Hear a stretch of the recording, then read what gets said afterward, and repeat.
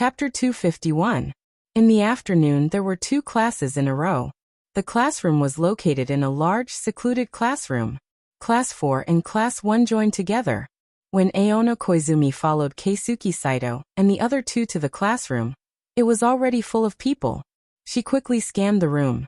Due to the presence of sewing machines and other tools, even if the sky was covered by dark clouds, it still couldn't hide her sister's radiance. It took her 5 or 6 seconds to find her. "I'm in the same group as Kiyono, classmate," she said to Osamu Kanai and the others. The 3 of them gloated and made fun of her, telling her to be careful of Miki Kujo and not get her head chopped off by a hatchet. She couldn't understand what they were saying, but she could roughly guess that they were talking about cheating. "I just have a question to ask her," Aona Koizumi explained. Without waiting for the 3 to speak, she went straight to the middle of the 4th group. As she walked, she looked at the room. There was a pure black sewing machine by the window. The shadows of the sun and the leaves of the beech trees swayed. She looked out the window. The beech trees were lush, and the green was so rich that it seemed like spring was trying to squeeze into the classroom. "Can I sit here?" she asked Rin Seno, who was standing in the middle of spring. Rin Kiyono retracted her gaze from the window and looked at Aona Koizumi. "If it was Toru Watanabe, he wouldn't be sitting here," she said. Aona Koizumi looked at Rin Kiyono in confusion. The 2 of them had such a good relationship. Why couldn't they sit together? "It seems like you still don't understand Toru Watanabe." Rin Kiyono maintained her posture and looked out the window. Aona Koizumi sat down at the sewing machine in front of her and turned around to ask, "It wasn't until yesterday that I officially spoke to him. Can you tell me more about it?" Rin Kiyono looked out of the window and said casually, "Yesterday at the school gate, the cat fell on the ground, but it did not land in my arms or shoulders. Today, during the day, the cat did not hide in my bag, and it did not suddenly appear in my desk. What does this mean?" Aona Koizumi didn't understand. "If it's Miki Kujo, the cat will climb up her pants." "A dash, you mean? Toru Watanabe prefers Miki Kujo?" Aona Koizumi probed. Rin Kiyono's gaze was still fixed on the beech trees outside the window. Her voice was cold and carried a trace of indifference. "After a month, when you know him well enough, you can answer this question. He likes you more?"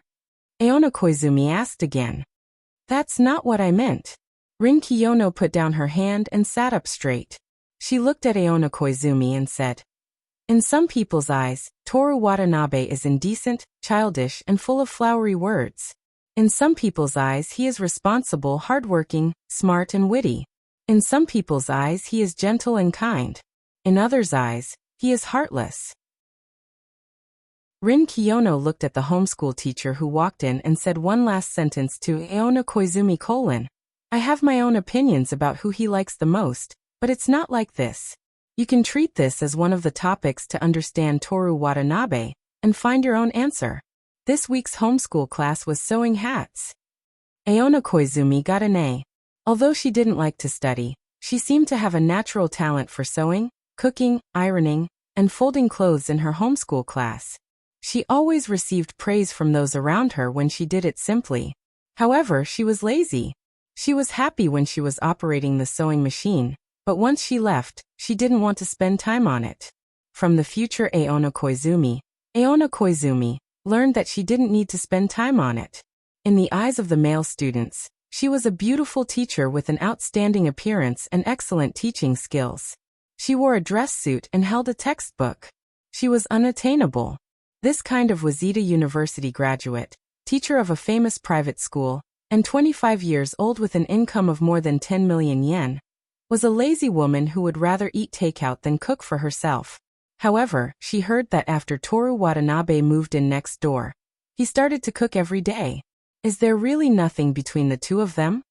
Aona Koizumi remembered what Rin Kiyono said. Maybe the one Toru Watanabe likes the most is Aona Koizumi? It's just that because of their teacher-student relationship, he had to control himself, but he was unwilling to give up. So he purposely went out with Miki Kujo, Rin Kiyono, and Mayasahi to see if she would be jealous. Is he testing her? Aona Koizumi slapped her forehead. Even if she was a 16-year-old girl, this kind of delusion was too much. No, if it was just delusion, This level of delusion was nothing, it was just a little twisted. The bell rang, signaling the end of the evening class meeting. Aona Koizumi ended her delusion, packed up her textbook, and walked out of the classroom. Opening the door to the Human Observation Department classroom, Rin Kiyono was sitting by the window, reading as usual. Aona Koizumi had been here for a few days, but she had never seen Rin Kiyono talking to anyone. It was the same in the classroom. She was always sitting in her seat, quietly reading by herself. She had never seen her talking to anyone. It seems like she doesn't have any friends. Aona Koizumi thought to herself. Not even one. Toru Watanabe was more like a lover than a friend. Besides Rin Kiyono, Toru Watanabe the cat was also there. She leaned back on the sofa and stretched out her cat legs like a human, like a baby reading a fairy tale book. Of course, she wasn't reading a fairy tale book. It was a language she had never seen before. It was a book that Aona Koizumi would never read. This is a bit troublesome. Aona Koizumi muttered in her heart as she sat on the steel chair next to the beechwood table. After learning a lot about Toru Watanabe from her future self, as well as Rin Kiyono's story, Aona Koizumi had a desire to try. She wanted to have a video call with Miki Kujo. Now, she wasn't the same person who had just arrived and treated this place as a dream. In addition, she had a preliminary understanding of Toru Watanabe. Through the phone, there was a high possibility that she could hide from Miki Kujo. She was used to the phone. When she came back, she wouldn't be immediately seen through, right? But how could she drive Watanabe the cat away? No matter how much others liked this cat could only follow her. She was happy about it yesterday, but now she was worried about it. Got it. A thought flashed through Aona Koizumi's mind. I'll go buy drinks. She stood up. Kiyono classmate, what do you want to drink? No need. Rin Kiyono's eyes were still on the book. I want cola. Watanabe the cat said. Can cats drink cola? Aona Koizumi asked. I don't know if cats can drink it, but I can drink it. That's amazing. Aona Koizumi sighed and walked out. She closed the sliding door of the club classroom. From that moment on, her heart started to beat faster. She took out her phone and found Miki Kujo's line. Looking at the interface, she hesitated. At the moment when her mind was blank, she clenched her teeth and pressed the video call button. Listening to the sound of the phone waiting to be picked up, Aona Koizumi walked downstairs. The touch under her feet was lighter than usual, as if there was some kind of emotion between the floor and her indoor shoes. She walked to the landing of the stairs from the 4th floor to the 3rd floor, and the other party picked up. A picture popped up on the phone. The other party's phone seemed to be placed far away, and she could see many things clearly. The hall was in a Western architectural style with a wide French window. In front of the long window, there was a very expensive chair. On the chair, a young girl wearing a beautiful dress was sitting on it, with one hand supporting her temple. The French window in the distance seemed to be open, and the wind blew the girl's long hair and dress. She was like Kaguya in Bamboo Monogatari, slowly descending from the sky under the bright moonlight. Aona Koizumi held her breath, looking at the unbelievable scene on the phone. The young girl's charming eyes emitted a disdainful light. That delicate and beautiful little face gave people a feeling of being high and mighty. They were both superior, but her older sister was superior because of her cold personality, and the girl in front of her was superior because of her status. The only thing they had in common was probably their unparalleled beauty, but in terms of appearance they were different. If Rin Kiyono, her older sister, was the beginning of everything, Miki Kujo, the beautiful princess, was the beginning of everything, evolving to the most beautiful moment. Until this video call, Aona Koizumi thought that Tokyo handsome guy and Miki were all jokes. But now, the girl leaning lazily on the chair, there was no more appropriate adjective than Miki. A real princess, a beautiful princess. Aona Koizumi stared blankly for a while. Didn't you say you'll be back next week? Even if the tone was contemptuous and full of disdain, the voice was still so charming. Hearing this voice, Aona Koizumi snapped out of her daze, and found that Kaguya had already descended from the sky and was talking to a mortal. She was nervous. She had already mentally prepared herself. Koizumi Aonai didn't know what kind of mentality the courtiers had when they met the emperor in the era when the emperor was still supreme, but it must have been similar to her now. No, I have to calm down and think about what Rin Kiyono said. Her heart was in a mess, but her brain began to operate like the most precise machine, sending information about Toru Watanabe. Didn't you say you'll be back next week? Faced with this kind of question, what would the flowery Toru Watanabe say? Even if you say that, I can't help but miss you. Aona Koizumi was glad that her tongue wasn't tied, and she could still speak fluently. What's wrong? The voice on the other side of the phone was lazy, gentle, and had an inexplicable charm. Did you do something wrong to me? Something wrong to you? How is that possible? Aona Koizumi subconsciously wanted to scratch the back of her neck, but after raising her hand, she quickly put it down. Who knows I'm not here, and that woman Kiyono is sitting behind you. With her left hand supporting her head, Miki Kujo tapped the arm of the chair with her right hand. Her fingers were slender as white as jade. Miki, your hands are so beautiful. Aona Koizumi's praise was filled with the envy of a young girl. Hands. Yes, if you did a manicure, it would definitely be very beautiful. Miki Kujo raised her right hand, looked at her fingernails, and suddenly looked up at the screen. When did you like manicures? Her tone gave Aona Koizumi the illusion that a poisonous snake was looking for a place to bite. A beautiful snake. Aona Koizumi forgot to breathe. She couldn't help but want to escape and immediately hang up the phone. Sure enough, you did something wrong to me. Miki Kujo said the next sentence lightly. Aona Koizumi breathed a sigh of relief.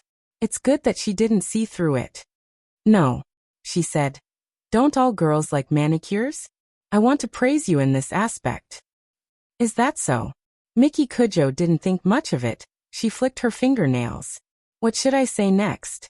How do I communicate with this kind of girl? I can't find a topic to talk about. Aona Koizumi didn't know what to say. She could only go downstairs and try to find something to talk about. I'm going to buy drinks now. What are you doing? Resting. Oh, you should rest more. The conversation reached an impasse. What about after your break? Work. Oh, you should rest more.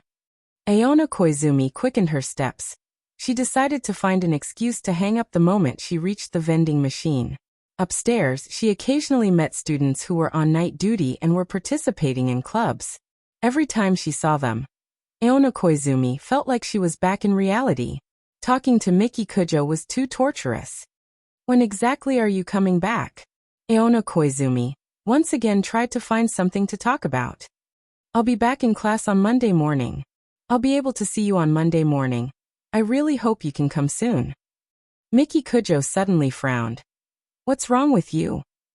Aona Koizumi's heart skipped a beat. She was puzzled. What do you mean what's wrong? Maybe it's because I miss you too much. Miki Kujo nodded her head. That better be the case. Finally, she reached the first floor. Aona Koizumi patted herself, then patted the vending machine. I'm here, that's all. After hanging up the phone, Aona Koizumi felt that Miki Kujo was looking at her with a meaningful gaze. She bought a bottle of purified water and gulped down half of it in one breath. She was too nervous just now. She was clearly prepared, but she was shocked by the other party's temperament. Such a charming, noble, and gorgeous girl was Toru Watanabe's girlfriend. He even pressed her under his body and did that kind of thing. No, he definitely did it. In Toru Watanabe's phone, there were all kinds of pictures of her.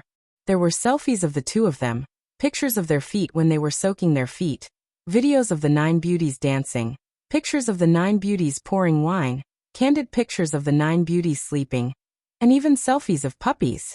They were not the obscene type, but they were full of life, which showed that the two of them were very close.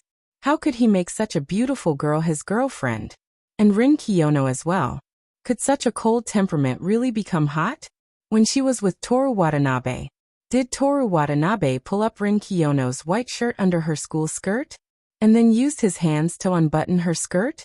After buying the cola, Aona Koizumi thought a lot on the way back. Where did you go? Watanabe the cat was sitting on the table, looking at her as she walked in. Where did I go? After being oppressed by Miki Kujo, Aona Koizumi was a lot calmer towards Tokyo handsome guy. I estimated the time and was about to come out when you were about to come back, but I found out that you had just arrived at the vending machine. I walked slowly so I was slacking off. Is that so? Watanabe the cat stared at her with his glassy eyes. Aona Koizumi vaguely understood why Toru Watanabe and Miki Kujo could be together. These two people's tones were too similar. Or do all smart people like to talk like this? Here. She handed the cola to Watanabe the cat. Watanabe the cat tilted his round head, trying to open the can with his teeth, but he couldn't bite the tab. That cute look was completely different from when he was staring at her just now. Which side was Toru Watanabe's real face? Forget it, I successfully deceived Miki Kujo through the phone. Although it was dangerous and it was just a preliminary attempt, as long as I talked to her a few more times, she wouldn't be suspicious even if they were face to face, right? It was worth celebrating. Chapter 252. After listening to the stories of the day, Aona Koizumi took the tram back to her apartment. The crowded crowd, the fashionable advertisements everywhere, always felt like the air was polluted with industrial waste. Here it was completely different from the countryside. Next stop Shinano. Aona Koizumi jumped off the tram, moved her bag vertically behind her back and strapped it over her right shoulder. She put her hands in her pockets and walked towards the ticket gate, as if she was stepping on springs. She was in a particularly good mood. She was in a good mood, like a railroad track that extended to all parts of the country. She could go anywhere she wanted to go. Hum. Humming a self-composed and self-directed tune, she lightly twisted her body as if she was dancing, avoiding a female high school student who almost slipped because of the commotion. After dodging, she put her hands in her pockets, raised her knees high, and gently used her knees to push against the back of the female high school student who was about to fall. Be careful, she winked her right eye.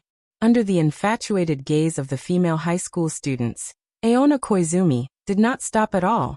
Humming a song, like a string of notes, she wandered towards the ticket gate. So cool. Behind her, there was an excited but suppressed scream. Outside the station, she bought a fresh baguette and a beautiful cake from the bakery. The baguette was wrapped in the same beautiful newspaper, and the cake was wrapped in an exquisite box. On the way to the traffic light, she used the rearview mirror of a motorcycle to tidy up her hair, feeling that she was very handsome. When crossing the zebra crossing, she helped a young mother with a shopping bag, and before they separated, she poked the baby's walnut-sized fist. The ordinary scenery, the road home that she had walked so many times, but everything was so vivid, as if the photo was just right to increase the saturation. Passing by 501, she knocked on the door, whether there was a response or not. She sneaked back to 502 with a smile. I'm back. Even if there was no one, she still had to shout. She put the bread on the table, went back to the bedroom, and rolled around on the super soft bed. Finally satisfied, she lay on her back. She stretched out her right hand towards the ceiling, opened her 5 fingers, as if she wanted to grab something, but in fact, she was admiring her large, slender, and white hand. Are you in a good mood today? Watanabe the cat, who knows when, was squatting by the bay window of the bedroom. She would no longer be frightened. She had the awareness that the two of them were together. I'm not telling you. The cute 16-year-old Koizumi teacher turned over and lay on her stomach on the bed, taking out her phone. As she played with her phone, she said, Watanabe, let me ask you a question. Between Kiyono, Kujo, and Tomorrow, who do you like the most? Watanabe the cat made a hesitant sound. Kiyono? Aona Koizumi turned around. No matter how long you look at it, your legs are always reluctant to part with it when you look away. It's indeed not bad, but, Kujo? A high and mighty woman. What a beautiful and affectionate mouth. Watanabe cat praised and then hesitated, but. Then it's my Asahi.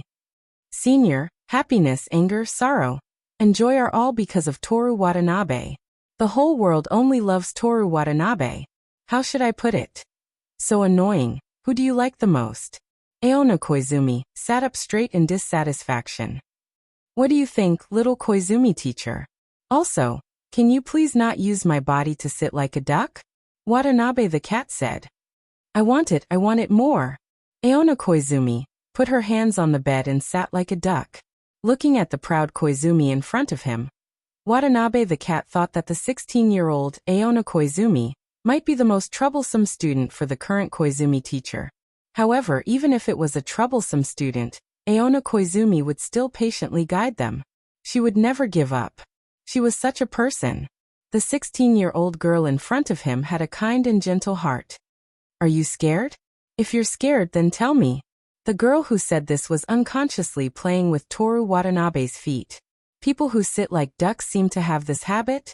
Watanabe the cat decided not to say it out loud. Killing a cat is something that must be criticized, but it's not against the law. The person I like the most is Koizumi teacher. The cat said. The girl was very surprised, and even stopped playing with her socks. Not you, it's the current Koizumi teacher. Of course I know. Aona Koizumi blushed, and her hands rubbed her toes even harder. After 15 centimeters of cherry blossoms had fallen, she asked again, Then why do you like her? Because I don't want to answer your last question. So heartless. Aona Koizumi picked up the pillow and threw it at the cat on the bay window. While the pillow was still in the air, Watanabe the cat scattered into countless fireflies and flew towards Aona Koizumi. Aona Koizumi lifted the blanket and covered herself from head to toe. Go away, don't come over, go away. The girl's emotions are really rich, and she's quite dramatic. The next day, Friday, the last day of the first week of school, Toru Watanabe was holding a fallen rose petal in his hand. As soon as he walked into the classroom, Osamu Kanai came up to him. Watanabe, I have something to talk to you about. I can't play games tonight. It's not that. The coach asked me to ask you if you have any plans to play baseball. What's in it for me? Toru Watanabe walked back to his seat. When he passed by Rin Kiyono, he put the rose petal on her desk. It's your own trash. Take care of it yourself. Osamu Kanai's attention was briefly attracted by the rose petal that shouldn't have appeared in the classroom, but he immediately looked at Aoi Ichiki in front of the rose. Good morning, Koi-san. Aoi Ichiki's cheerful greeting. This was a genuine greeting between friends. Good morning, Itsuki-san. Osamu Kanai touched his buzz cut and looked at Toru Watanabe, who was taking out his textbooks from his bag. Are you going or not? We'll enter the Koshien finals together. He waved his hand, as if he was introducing his empire. Didn't I ask you? What's in it for me? Toru Watanabe took out his unwrapped textbooks.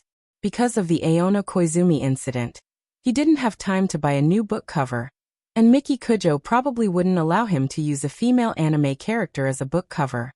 Goodbye, Yori. I'm sorry to make you a loser again, but I'll always love you in my heart. Are you listening to me? Train with me under the hot sun, throw hundreds of balls every day, and then amaze the world in Koshien. Toru Watanabe didn't have any interest in it and just said, Speaking of which, can Yori hit a baseball with her twin ponytails? Maybe they'll invite a popular female voice actress to kick off the game this year. Then we can get close to each other. Toru Watanabe didn't have much interest in it, and just said, Yeah. You'll become more popular just by entering the regional finals. Have you ever thought that Koshien, which is even better than the regional finals, would be that grand? Toru Watanabe looked at the ceiling for 2 seconds, and then asked Osamu Kanai, Can I become even more popular? Why don't you understand? The key isn't popularity, but youth, passion, dreams. You just want to find someone to practice with, right? Toru Watanabe exposed the lie of youth and passion. Osamu Kanai pretended to be angry. Watanabe, your grades are already the best in the country. You also won the gold medal in the Japan blowing competition. Don't you want to find something to do? Wake up, don't waste your time. This is the only time in your second year of high school. Aoi Ichiki, who was listening on the side, laughed out loud. Rin Kiyono, who was behind her, was still focused on reading even though it was noisy here. She liked silence, but she wouldn't criticize those who were noisy for no reason. This was a public space classroom, but it was different in her human observation department. There was another situation. If the person who was arguing was Toru Watanabe, she would definitely use her clearest and most harsh tone to say, "Don't say stupid things so loudly. Do you have bad ears, or is there something wrong with your brain? Do you think everyone has bad ears like you?" Let's not talk about her for the time being. There were too many things to say. Toru Watanabe looked away from Rin Kiyono. "I remember," he pointed his right index finger to his temple. "Your baseball team swore that if you didn't enter the Koshien finals in August, you would sit down at the school gate for all the teachers and students." "That's right. Cut off all means of retreat. Isn't your blood boiling? Let's stop here," Toru Watanabe said. "Agreed? No matter how I think about it, it doesn't mean that he agreed." Aoi Ichiki answered for Toru Watanabe. Then she said to Toru Watanabe, "But I really want to see Koen Watanabe play baseball. When the time comes, we can go and cheer him on. Isn't that right, Kiyono-san? That's only if he can last until the end of the national competition." Rin Kiyono put a rose petal in her book. Class was about to start. Toru Watanabe understood her signal. He stopped chatting and rejected her outright. Osamu Kanai, who only wanted to train with Seiji, could only return empty-handed. It was supposed to be an ordinary Friday morning, and everyone was chatting about meaningless topics to pass the time. However, the moment Aono Koizumi walked into the classroom, it became extraordinary. It had nothing to do with Aono Koizumi. That didn't seem right. Anyway, Miki Kujo returned and walked into the classroom with Aono Koizumi. She was wearing the same Western school uniform and pleated skirt. Apart from the fact that her black pantyhose and her ring, she was no different from a normal high school girl. However, she looked different.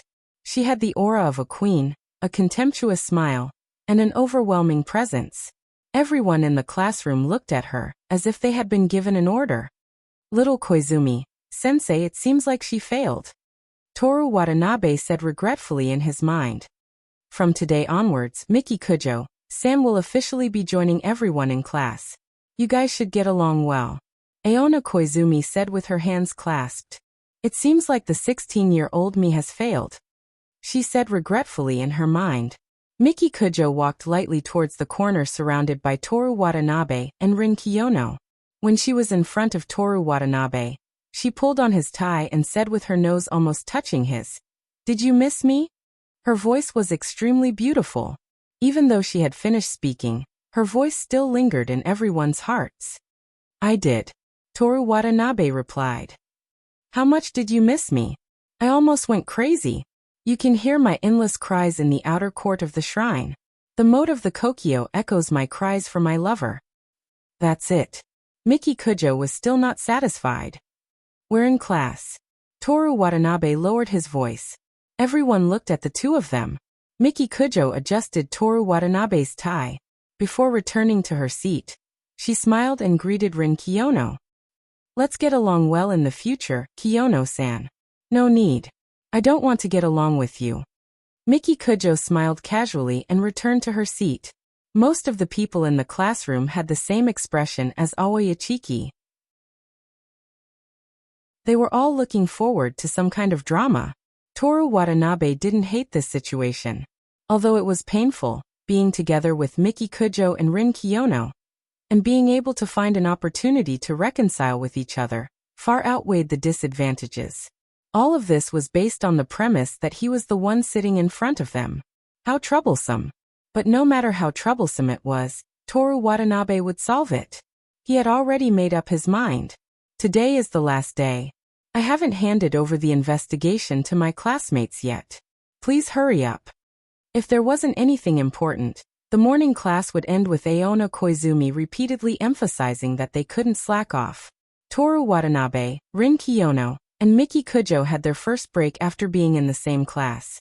Toru Watanabe turned around under the gazes of the other people in the classroom. Miki Kujo was leaning on the table with her elbow propped up on the side of her face. She was bored as she looked out the window at the Shinjuku district. Rin Kiyono took out her book and flipped to the page with the rose petals as a bookmark. As usual, she was reading it. "Why are you back today?" Toru Watanabe asked curiously. "Report to me. What have you been doing during this time?" Miki Kujo was still looking out the window. Toru Watanabe reached out and grabbed her hand that was supporting her head. I have something to tell you. So you really did something wrong. Miki Kujo looked at him motionlessly with a cruel smile on her face. Toru Watanabe's back was facing the other people in the classroom. He smiled at an angle that only Miki Kujo and Rin Kiyono could see. He squeezed Miki Kujo's delicate and soft hand and said, "No matter what, I'll always be by your side. Who knows?" Miki Kujo's tone was disdainful. Toru Watanabe smiled even more happily. He rubbed her hand again, turned around, took out a notebook from last night, and handed it to Miki Kujo. "What is it?" Miki Kujo's charming and imposing eyes glanced at the notebook. "Take a look." Toru Watanabe didn't explain. Miki Kujo held the notebook with both hands and casually flipped through it. About 10 seconds later, she looked up at Toru Watanabe. "You wrote this novel?" Rin Kiyono chuckled softly. Miki Kujo didn't move and only glanced at her. If it was anyone else, they would have been afraid under this gaze. Rin Kiyono continued to leisurely read the book. "So there's such an interpretation," Toru Watanabe muttered to himself before explaining. "It's all true. It's all what happened this week." "True." Miki Kujo repeated the word. "Finish reading it first." Toru Watanabe pointed at the notebook. Miki Kujo looked at him deeply before continuing to read. Toru Watanabe had written a lot of information about Aona Koizumi's memories and so on. In short, he expressed the phrase defeat after defeat after defeat after defeat after defeat after defeat after defeat after defeat after defeat to the extreme. Of course, this couldn't fool Miki Kujo. She, who couldn't see through lies, had already developed the ability to grasp the crux of a problem. She finished reading 2 minutes before class started. "When she come to my place." Aoi Ichiki, who was eavesdropping, didn't understand the meaning of Miki Kujo's words at all. The first period on Friday was Aona Koizumi's English class, and everyone was present. At around the same time, the 16-year-old Aona Koizumi came on stage.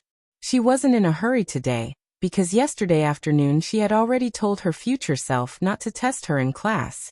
But her sitting posture, her habit of looking at people, and her concentration in class were all completely different from before. Miki Kujo's expression became colder and colder. If she hadn't read Toru Watanabe's notebook beforehand, and was mentally prepared, she would have definitely called someone to deal with Aona Koizumi. A woman who entered her own man's body, using his body to breathe, using his body to speak, using his tongue to taste the taste of food, going to the toilet. Did she already touch his entire body from head to toe? Aona Koizumi didn't know anything, and was only half listening in class to test her future self's teaching skills. She sniffed Toru Watanabe's arm to confirm if this body had taken a shower last night. Miki Kujo took a deep breath. She couldn't bear it anymore and couldn't think about anything. At this moment, there was suddenly a heavy object on her knee. Miki Kujo looked down, and a beautiful cat was climbing from her desk to her skirt. Anyone who liked cats or had a little bit of compassion couldn't resist the charm of this cat. Miki Kujo reached out to help the cat. She grabbed the cat's neck and pulled it out of the desk. Watanabe, the cat, raised its hands, which meant, "I surrender, we can talk."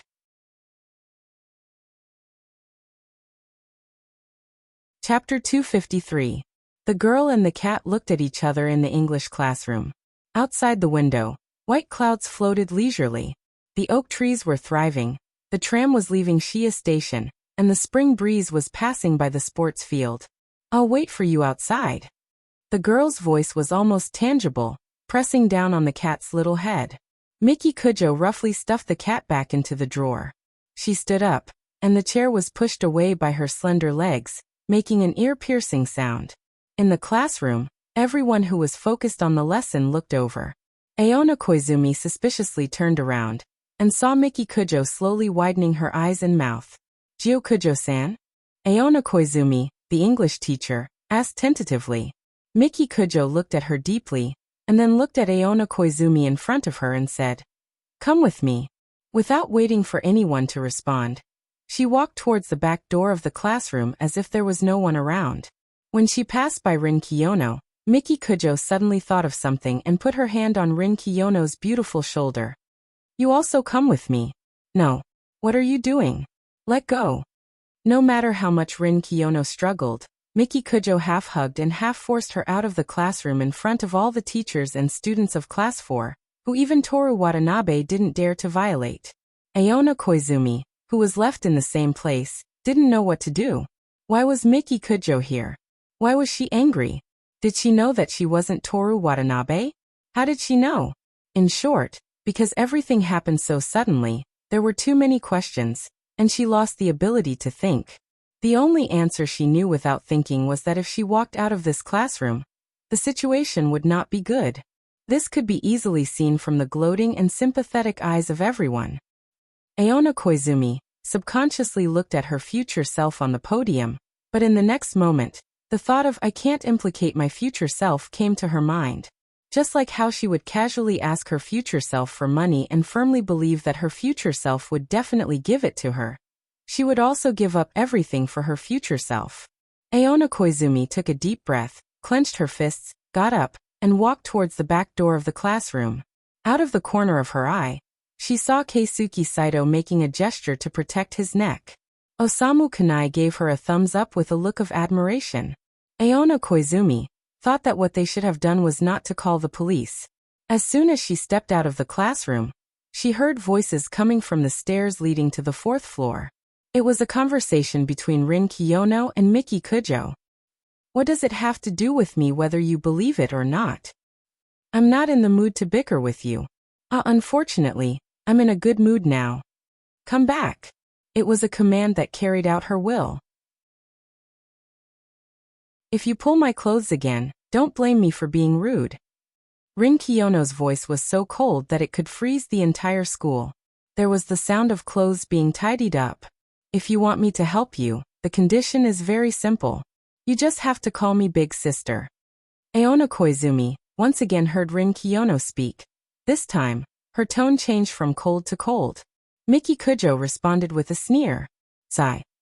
This was the Watanabe cat's sigh. Koizumi Aonai once again took a deep breath and walked towards the stairs.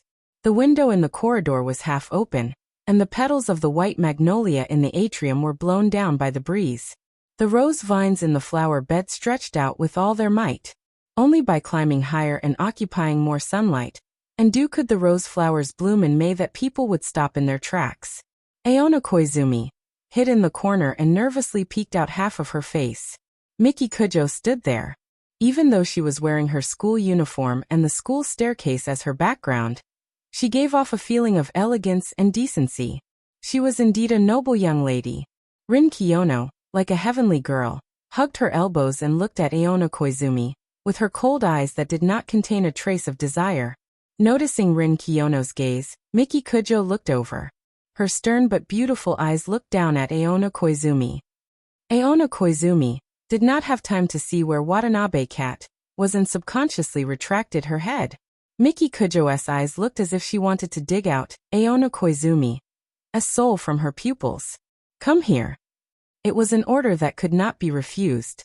Aona Koizumi peeked out her head again and carefully walked out. The 3 people and 1 cat went upstairs and walked through the empty corridor without the sound of musical instruments. They arrived at the Human Observation Department, where the first class was. Rin Kiyono walked to the window as if it had nothing to do with her. She opened the window and rested her head on the windowsill. She enjoyed the gentle breeze as she looked at the rows of tall buildings in Shinjuku. The roses in the vase, together with her beautiful long hair, were slightly fluttering in the wind. It was like a beautiful picture of a literary girl by the window. Miss Kujo was sitting on the sofa with her legs crossed and arms crossed. She looked imposing. Watanabe the cat was sitting on the long table in front of her. This was the Queen's interrogation chart. Aona Koizumi stood at the door, not knowing where she should go. Little Koizumi-sensei sit. Watanabe cat said. Okay. Like a stranded fish being brought back to the sea by the waves. Aona Koizumi quickly responded and sat in Toru Watanabe's usual seat. You two have a good relationship. Miki Kujo said with a mocking smile. That's right, we share the same body, so our relationship is naturally better than anyone else's. It was as if the sky was covered by dark clouds and Shinjuku was quickly darkening. After a month, she will forget this memory, Watanabe Cat said. The truth has already happened. She used my hand, so she will forget it. You expect me to pretend that nothing happened? Of course not. Watanabe paused for a moment. But no matter what, Koizumi-sensei is innocent. One person and one cat, one after another, Miki Kujo became more and more angry. Toru Watanabe, aren't you too arrogant? Her delicate and beautiful face was full of haze. Arrogant. The literary girl by the window took out a white rose from a bottle. She said with a clear voice, "You seem to be playing Toru Watanabe in the palm of your hand, but in fact, you are often led by the nose by him, smart Toru Watanabe." The girl put the rose to the tip of her nose and gently sniffed it. Even though it was the most famous flower market in Japan, Dada Flower Market, one of the most beautiful roses today, she still couldn't tell whether it was the flower that set off the face or the face that made the flower more beautiful. Smart? I don't think so, Watanabe Cat said. Miki Kujo plays me in the palm of her hand because I love her. She is led by the nose because she also loves me. Enough. Miki Kujo interrupted the conversation. She looked at Watanabe Cat. Tell me, why didn't you tell me this from the beginning? Maybe I was afraid that you wouldn't believe me. Aona Koizumi took the initiative to help explain. You see, when I came here for the first time, I completely thought this was a dream. Things like switching bodies are completely beyond my imagination. Did I let you talk? Miki Kujo still stared at Watanabe Cat without moving. Aona Koizumi curled her lips in dissatisfaction. The fear and embarrassment in her heart reduced. If Miki Kujo wasn't so arrogant, she would take the initiative to apologize out of guilt and ask for forgiveness. But now she didn't care about anything and directly treated her as a sinner, and even gave her an order. What did she mean? What's the big deal? Feeling the 16-year-old girl's rebellion, Watanabe Cat sighed in his heart. This is completely beyond my expectations, he said. When this happened, my first thought was to not let you know. I was worried that you would blame Koizumi-sensei, but I didn't want to hide it from you. What's the deal between you and that Aona Koizumi? Miki Kujo asked reproachfully. It's a pure teacher-student relationship. She came to Tokyo from a public high school in the countryside, so she took good care of me, who also came from the countryside. Miki Kujo looked at Rin Kiyono, who was by the window. Single, double? Rin Kiyono said. Single. Miki Kujo answered. Rin Kiyono stretched out her slender fingers, pinched a rose petal, and gently plucked it. She gently put the petal on the clean windowsill, and began to pluck the second one. At this time, Aona Koizumi knew that the single pair they were talking about was the single pair of rose petals. But even if she knew, so what? Miki Kujo seemed to trust Rin Kiyono a lot. Single, double, single, double. Without the number, Aona Koizumi could only count silently in her heart. She thought that she would give up soon, or make a mistake, but for her brain, it seemed to be like arranging a pile of scattered books neatly. Although it was troublesome, it would not make a mistake. Single. The number of petals was single. Rin Kiyono gently rotated the rose branch, and glanced at Watanabe Cat. If the petal she put in the book was not missing, the number should be double. Watanabe Cat looked at the ring on Miki Kujo's hand. Speak. Miki Kujo said impatiently. The truth. Rin Kiyono placed the rose branch on the windowsill, creating a unique beauty. Miki Kujo took a deep look at Watanabe Cat. Watanabe Cat jumped up, jumped on Miki Kujo's shoulder, stuck out its cat tongue, and licked her little face. Miki Kujo grabbed the cat's neck and put it down. Watanabe Cat's limbs and tail were hanging down, and the cat's face was confused. That didn't make sense. Miki Kujo should have calmed down by now. Miki Kujo held the cat, checked its paws, and then threw the cat on the table. Watanabe Cat jumped on her shoulder again. This time, Miki Kujo did not refuse. Is it over?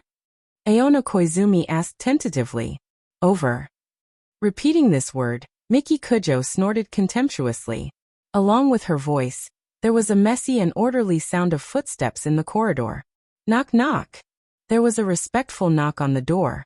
Mississippi, it was Shizuru's voice. Come in. Yes. Led by Shizuru, a group of bodyguards in civilian clothes filed in. What's going on? Aona Koizumi stood up in a panic and knocked over the chair. Take him back, Miki Kujo ordered. Yes. The bodyguard slowly walked towards Aona Koizumi. Kiyono classmate. Aona Koizumi called for help. Don't mess up my table. Rin Kiyono walked out of the human observation department. Wait.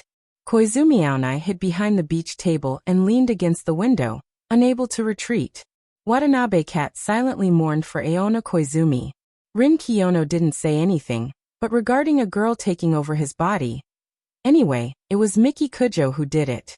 She took advantage of the situation to make Aona Koizumi suffer a little. She didn't agree, nor did she object. He wanted to help, but unfortunately, there were outsiders here, and it was better for cats not to speak. Even if it was only a small part of the system that was allowed, he could only tell them. Young Master Watanabe. Shizuru took out her gun, and sneered with a trace of excitement. Gun, Aona Koizumi screamed. The rebellious heart of a 16-year-old girl was completely defeated by the evil force of a Tokyo lady. Meow, meow meant, don't worry, I'll lock you up in the villa and let you eat and drink. The bodyguards who were walking in front of Aona Koizumi went forward, and prepared to grab her arm and take her away. Don't come over. Aona Koizumi screamed and subconsciously struggled. An extremely exaggerated scene appeared. The two bodyguards who had just touched Koizumi Aonai's arm were thrown far away. The bookshelf, the TV, and the fridge all fell to the ground and food spilled out. The beechwood table and the sofa were fine because they were close to each other. This is... Aona Koizumi looked at her hand, and then looked at the two bodyguards who were thrown away in fear. The two bodyguards' faces were full of pain, and they couldn't get up for a while. Opposite the door of the human observation department, Rin Kiyono crossed her arms, and her slender body leaned against the wall, and looked at the scene with interest. If Aona Koizumi suffered a little, she didn't agree or disagree, but if Miki Kujo was humiliated, she completely agreed. Miki Kujo reached out her hand and used all her strength to trample on Watanabe's head, and her facial features were almost deformed. It's okay if you hit harder, she said as she walked out of the door. With this sentence, Aona Koizumi stared at her and screamed, "Ah!" and rushed over. Protect Miss. Even without Shizuru's order, the bodyguards still rushed up and formed a human wall behind Miki Kujo. Aona Koizumi was scared and panicked. She didn't know what she was doing, or what she should do, and there was only one thought in her mind. She didn't want to be taken away, and it was all Miki Kujo's fault. The space was narrow, and there were many bodyguards, but she just struggled and threw them all away. It was like a movie, where the main character walked past, and the minions were thrown to the sky. Toru Watanabe. Stop. I'm going to shoot. Shizuru was the only one left. The muzzle of the gun was equipped with a silencer, and the black light was shining, scaring Aona Koizumi so much that she didn't dare to move. Break her legs. Miki Kujo ordered with a sneer. When a woman took over her man's body, her heart was already filled with anger. Now in front of Rin Kiyono, her subordinates were all defeated, and this added fuel to the fire. Shizuru immediately executed the order, and the muzzle was lowered. Watanabe Cat pounced on him. Even with the healing medicine, being shot would still hurt, and she couldn't let Aona Koizumi get hurt. Before the weak cat body could reach her, bang! A gunshot was heard. Aona Koizumi was so scared that she even closed her eyes, but her body dodged by itself. Watanabe landed on the ground and breathed a sigh of relief. Proficient level, evasion, kickboxing, and proficient level. Shooting were finally put to good use, allowing this body to become extremely sensitive to firearms. Aona Koizumi opened her eyes, full of fear of death. If it was her own body, she would have collapsed to the ground. But this was Toru Watanabe's body. The directional nervous system, hypothalamus, limbic system, pituitary gland, adrenal gland, thyroid gland, and so on, all these physiological mechanisms that control emotions, gave the brain more than just fear. Fear only lasted for a moment. Anger. Anger. Why? You're not worthy.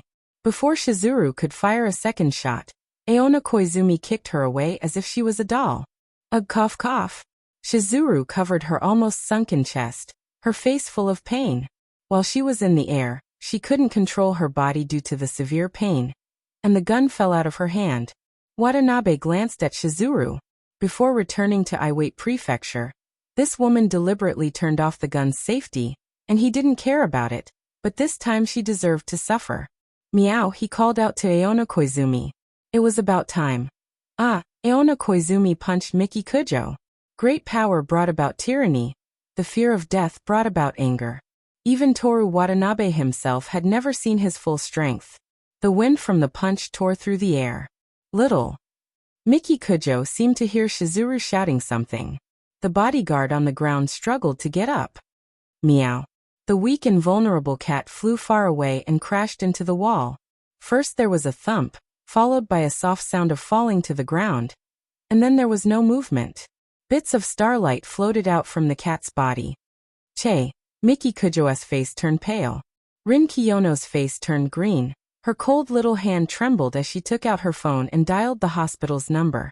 Aona Koizumi's eyes were blank, and she didn't know what to do. On the windowsill, the rose branches rolled down, and the petals were carried away by the wind. Chapter 254. In the afternoon, the windows of the school building next to Fur Valley Station were crystal clear. A light breeze blew into the classroom, and the white curtains danced in the wind. By the window, there was a hardcover book with a bookmark. On the sofa, there were comic books scattered everywhere. In front of the TV, there were various video game consoles that had not been picked up. The beech tree outside seemed like it was about to grow into the room. Sunlight and leaves swayed on the beach table, where the boy was sleeping soundly. Che. He always felt like he was forgetting something. Watanabe. He could always hear someone's voice calling out to him. The sun swayed in the air, and the boy sleeping on the beach table slowly woke up and yawned leisurely. The white ceiling, bright but not glaring ceiling light. There was a faint fragrance at the tip of his nose, familiar and intimate. Toru Watanabe turned his head and saw Miki Kujo's sleeping face. The two of them were lying on a luxurious single bed. She took up most of the space, and most of the blanket was wrapped around her. Needless to say, she slept in the middle. If it wasn't for the fact that the pillow was long enough, he would have nothing. Toru Watanabe reached out and touched her delicate face, tidied up her messy hair, and wiped away the tears at the corner of her eyes. Miki Kujo opened her eyes. Toru Watanabe laughed and asked in a low voice, "Miki, my Miki, are you all right?" They felt each other's breathing and looked at each other. "You got my permission?" Miki Kujo questioned. "What permission?" "Wake up, touch my face and block in front of me." "Touching your face is fine, but aren't the other two too harsh? Can't I approve it afterwards?" "No." "Then that's difficult. Just don't approve it." Heh. Miki Kujo sat up with a cold smile. "Toru Watanabe, do you think that just because you blocked for me once, you can do whatever you want in front of me?" Toru Watanabe sat up as well. "Miki, my Miki, I want to hug you." Miki Kujo glanced at Toru Watanabe and raised her arrogant little face. "I'll allow it."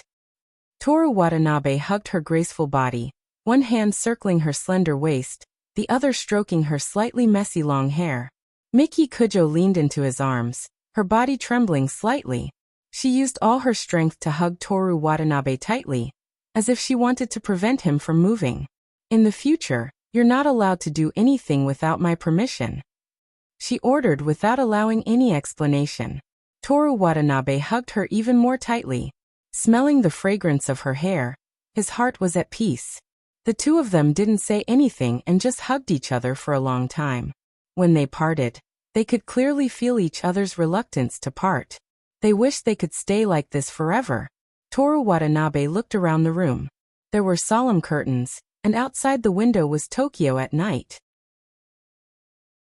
There was a luxurious combination of sofas and coffee tables, a television that covered half the wall, and a huge fridge. It was a luxurious suite. "Where is this? Where's Kiyono?" He wanted to ask the question, but in the end he didn't ask it. While waiting for an answer, Miki Kujo suddenly pinched his waist hard. Ouch! Toru Watanabe endured the pain. Miki, what are you doing? I'm still a patient. Looking around. What are you looking for? Miki Kujo sneered. The room. Rinkiyono? It really hurts, can you let go first? Or Aona Koizumi? I didn't say anything. Miki Kujo glared at Toru Watanabe, who had a pained expression, and pressed a button on the bedside. Call for help? Miki, I think you can do it yourself. If it's you, I definitely won't. What's wrong? Her voice was cold, and there was a hint of panic and nervousness in her voice. Rin Kiyono walked out of the small cubicle in the suite. She seemed to have just woken up. Her cherry-colored lips were stained with hair, and the bow on her school uniform was long on one side and short on the other. She wasn't wearing her school uniform jacket, and her shirt was wrinkled. Miki Kujo was still twisting her waist under the blanket. Toru Watanabe, whose face was full of pain, looked at Rin Kiyono. Hello, Kiyono-san. His waist really hurt. You look very happy, Toru Watanabe-san. Rin Kiyono said with a cold smile. I suggest you go see an ophthalmologist. You're not happy? Miki Kujo pressed her face against his. Happy, I'm super happy. Toru Watanabe cried and laughed. It really hurt. The three of them talked as usual, enduring the magma-like heat. Rin Kiyono looked at Toru Watanabe's eyes shining. Toru Watanabe didn't know what happened during this time. Why did Miki Kujo allow Rin Kiyono to stay here? Why didn't she get angry when he looked for Rin Kiyono, and Miki Kujo pinched his waist? Did their relationship get better? Also, where did Aona Koizumi go now? Did she return safely? It was dark outside the window. Through his own reflection, Toru Watanabe looked at the orange Tokyo Tower in the distance. It was the nurse who brought the supper. Toru Watanabe realized that this was neither a villa nor a high-class hotel, but a high-class ward in a hospital. The portions of the food were small, but there was a variety of dishes. Each dish was spread out on the table. Toru Watanabe and Miki Kujo got out of bed, and the three of them sat on the sofa and coffee table to eat. It looks delicious and very nutritious. Toru Watanabe had been hungry since the first class in the morning until now. Then eat more. Miki Kujo said. You just woke up, so you can't eat much. Rin Kiyono had a different opinion. What did the doctor say about my body? Toru Watanabe finally remembered to care about himself. Rin Kiyono drank a mouthful of soup as usual and said with satisfaction. Very healthy, you fell asleep. Nothing happened? Toru Watanabe ate a dish in one bite, and looked at Miki Kujo. That medicine, I gave you one pill. Miki Kujo said. Toru Watanabe picked up the tofu in his bowl. Here, Miki, for you. Miki Kujo glanced at him. They ate separately. What Toru Watanabe had, they had. What Toru Watanabe didn't, they had.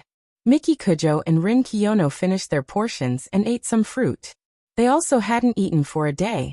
It was 1 o'clock in the morning. The two of them had been worried all day. After eating, they rested for a while and went home. The lights in the room were turned off, and it was completely dark. Toru Watanabe lay in bed, the quilt only covering his lower abdomen. His head was resting on his left hand, and he stared at the ceiling for a while. The surroundings were silent, and the moonlight flowed. He seemed to hear the croaking of frogs. For a moment he couldn't tell if it was because he missed his hometown or because there were really frogs around the hospital. Toru Watanabe prepared to sleep. He adjusted his sleeping position and faced the floor-to-ceiling window. The Tokyo Tower emitted an orange halo. He reached out his hand and pulled the light into his dream. At night, the dense forest cast layers of shadows. This was a quiet mountain path. Accompanied by the croaking of frogs and guided by the fireflies, Toru Watanabe arrived at the end of the path. There was a shrine here. On the steps in front of the shrine, the 16-year-old Aona Koizumi hugged her soft, girlish legs and curled up. Toru Watanabe walked up and sat beside her. If we don't go back now, our family will be worried, he said. Koizumi Aonai still hugged her legs tightly and buried her face in her knees. Toru Watanabe looked at the fireflies. Through the light of the fireflies, he could see the foot of the mountain through the forest. There was a small town there. The night light was not as dense as Tokyo's, but it was warm and peaceful. It was just right. Is this your hometown? Toru Watanabe looked at all of this. The night wind was gentle. He didn't know which tree it was, but he didn't know which insect's wings were flapping. In the forest, there were countless floating green fluorescent lights. Fireflies gathered there. I didn't do it on purpose. Aona Koizumi didn't speak for a long time. Her voice was hoarse. Toru Watanabe looked at her. She still buried her face in her knees. I know, he said. Don't worry, I'm fine. Aona Koizumi hugged her knees even tighter, not letting a trace of wind in. She curled up like a child who ran away from home in the night, waiting for her family to come find her. I don't blame you at all. Toru Watanabe continued. No matter what you did, I won't blame you. If you did anything wrong, I will apologize for you. You can be willful, you can be unpleasant to the eye, you can be disliked by others or even hated by others, but I will accept it all. A firefly left the forest and flew above the shrine's path. Why? Aona Koizumi's voice was hoarse. Why? What caused all of this? Was it the system's fault? Did it deliberately not make it clear? A vague concept? What was the system? It was his own. It was innate. It was more intimate than his hands, feet, or appearance. It was something deep in his soul. When it was convenient, the system was his. When it caused trouble, the system was still his. He could only blame himself for accepting the mission. Everything was caused by him. It was Toru Watanabe's fault. Aona Koizumi should have stayed in this town and spent her happy new semester. She shouldn't have gone to a place like Tokyo to be wronged and held at gunpoint. Miki Kujo liked to be jealous and possessive. Her boyfriend was possessed by a woman and did what she did. Aona Koizumi also didn't do anything wrong. She didn't have the obligation to accommodate others. It wasn't like she wanted to do it. She didn't want to take over someone else's boyfriend's body. The person who brought her from 10 years ago to the present was Toru Watanabe. There was no need to care about whether Aona Koizumi was wrong or not. There was no need to analyze her personality. There was no need to count who should take responsibility for what happened. In the eyes of outsiders, there were thousands of reasons. In his heart, everything was his fault. It was him who made a 16-year-old girl go through all that she shouldn't have. Anyone could blame her, but he couldn't. However, he wasn't allowed to say the real reason. Toru Watanabe was full of guilt. He couldn't help but reach out and gently stroke Aona Koizumi's hair. I'm sorry. His feelings were sincere. His voice was soft and sad. I made you go through all of this. This inadvertent action had a kind of tenderness that made Aona Koizumi suffocate. The emptiness of being alone in the future. The inferiority of being compared to Kiyono, Kujo, and Asuka, these city girls. Knowing that in the future, she would be able to get into Wazita, but she couldn't do it. Surrounded by bodyguards, with guns pointed at her, Toru Watanabe was motionless. She had reached her limit, and was on the verge of collapse. Aona Koizumi suddenly burst into tears. She threw herself into Toru Watanabe's arms. Her hands tightly grasped his clothes. She desperately squeezed out a voice from her throat and kept saying, I'm sorry. I'm sorry, you're okay, that's great. I'm sorry. Toru Watanabe stroked her hair and watched the firefly dance. On the path of the shrine, more fireflies flew one after another. It has nothing to do with you. It's all my fault. No matter what Toru Watanabe said, Aona Koizumi just kept on crying. Her tears quickly soaked his clothes. Toru Watanabe felt even sadder. These tears Aona Koizumi didn't need to be shed. Today was Friday.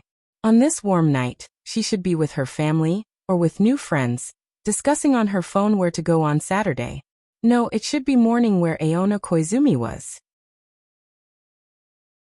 She should be in a hurry to get out of bed, put on a new dress, grab a loaf of bread, and run to class. She shouldn't be here, with the guilt of almost killing someone, crying damn tears. It's all my fault. I'm sorry, I'm sorry. Toru Watanabe had never been so sad. After crying for a long time, Toru Watanabe's clothes seemed to have been splashed with a cup of water. Only then did Aona Koizumi slowly stop crying. I'm sorry, she said in a choked voice. It's all my fault. I'm the one who should be saying sorry. I almost killed you. That's also my fault. It has nothing to do with you. Toru Watanabe's tone was firm. Are you comforting me? Aona Koizumi raised her face. That 16-year-old oval-shaped face was beautiful, youthful, full of vitality and full of tears. No. Toru Watanabe shook his head and answered in a low voice. Why? It's because the future me was curious about the handsome guys in Tokyo, so I took over your body, causing you to have a conflict with your girlfriend, causing your life to become chaotic, and in the end, almost. Toru Watanabe closed his eyes.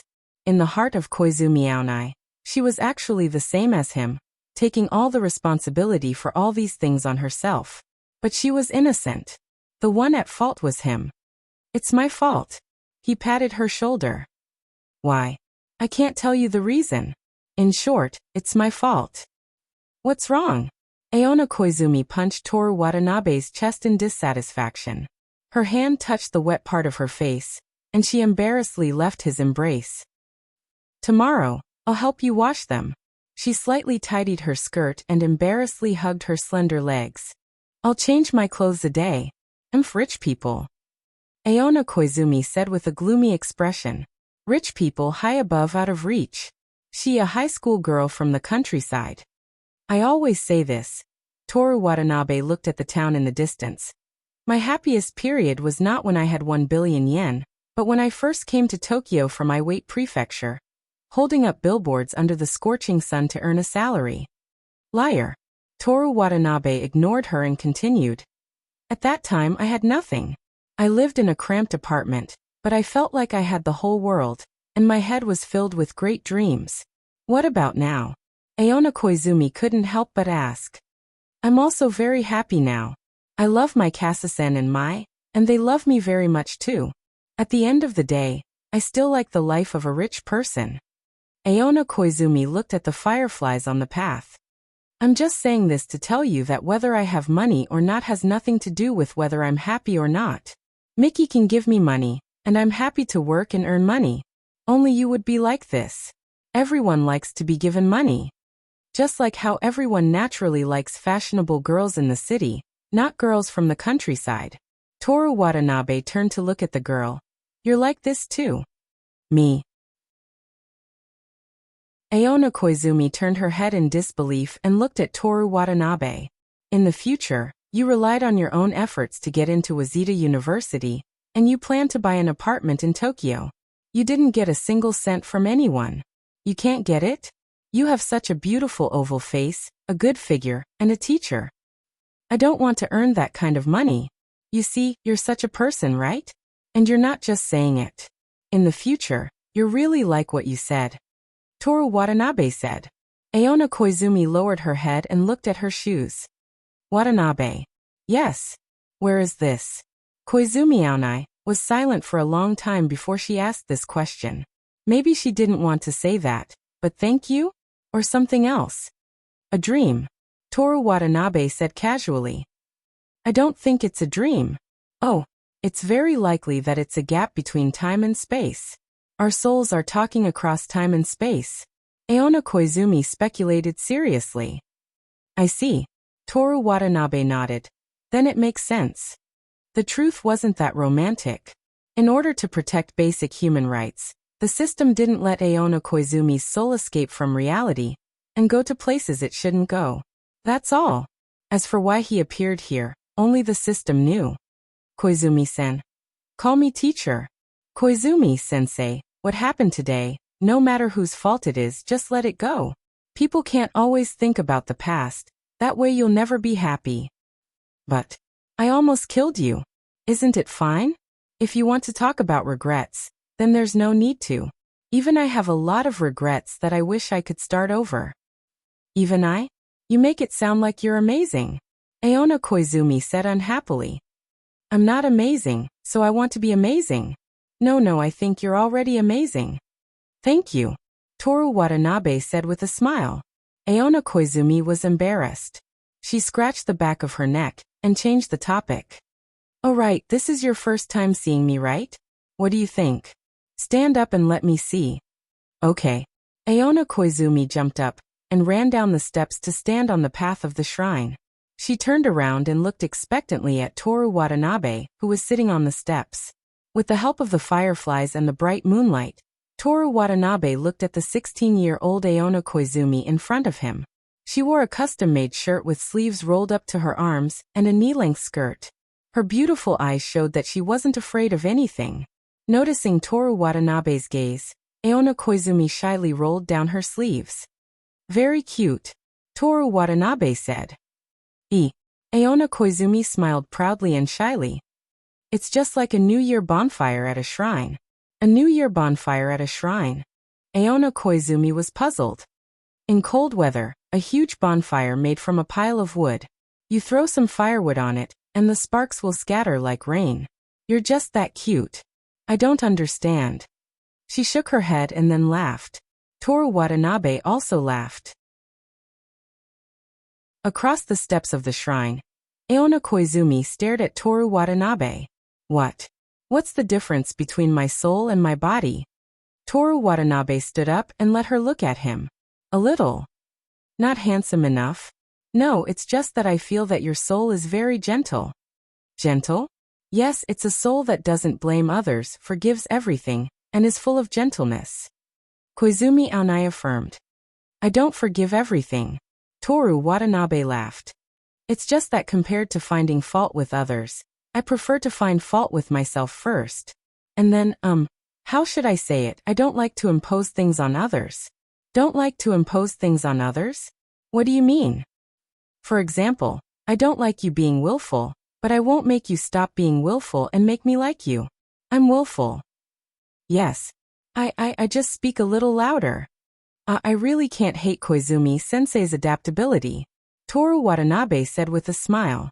Aona Koizumi laughed. Toru Watanabe walked up the steps and came to her side. Go back.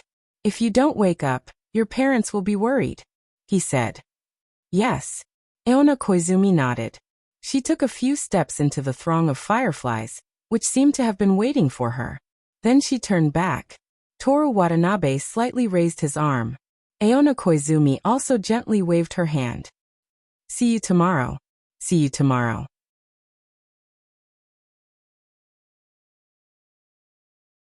Chapter 255. Chiyoda Kamibocho. Kujo's mother walked back to the living room from the garden and handed the scissors to the servant. Mother. Miki Kujo came downstairs neatly dressed. It's rare to see you up so early, Kujo's mother said with a smile. Miki Kujo walked down the stairs and sat at the dining table. The servant brought breakfast. I heard that something unpleasant happened yesterday. Kujo's mother sat next to her daughter and rested her chin on her hands. Her behavior, expression, and appearance were like that of a beautiful woman in her early 20s. It's nothing. Miki Kujo drank a mouthful of milk and quickly ate her breakfast. Nothing happened and you stayed in the hospital all day? I heard that Shizuru and the others were seriously injured. Who told you that? It's a secret. Miki Kujo put down her knife and fork, drank a mouthful of milk, and wiped her mouth. I'm done eating. She got up from her seat and walked outside. Kujo's mother looked at her daughter's back as she left. I underestimated you, Watanabe, she muttered to herself. When Miki Kujo rushed to the hospital, Toru Watanabe was already up. She saw him standing by the window with his hands in his pockets, overlooking the early morning Tokyo. His leisurely and relaxed demeanor, and the steady posture of his feet on the ground indicated that his body had fully recovered. Miki. He turned around and smiled slowly. The morning light fell on his handsome face, and Miki Kujo couldn't help but stare at him in a daze for a moment. Are you feeling better?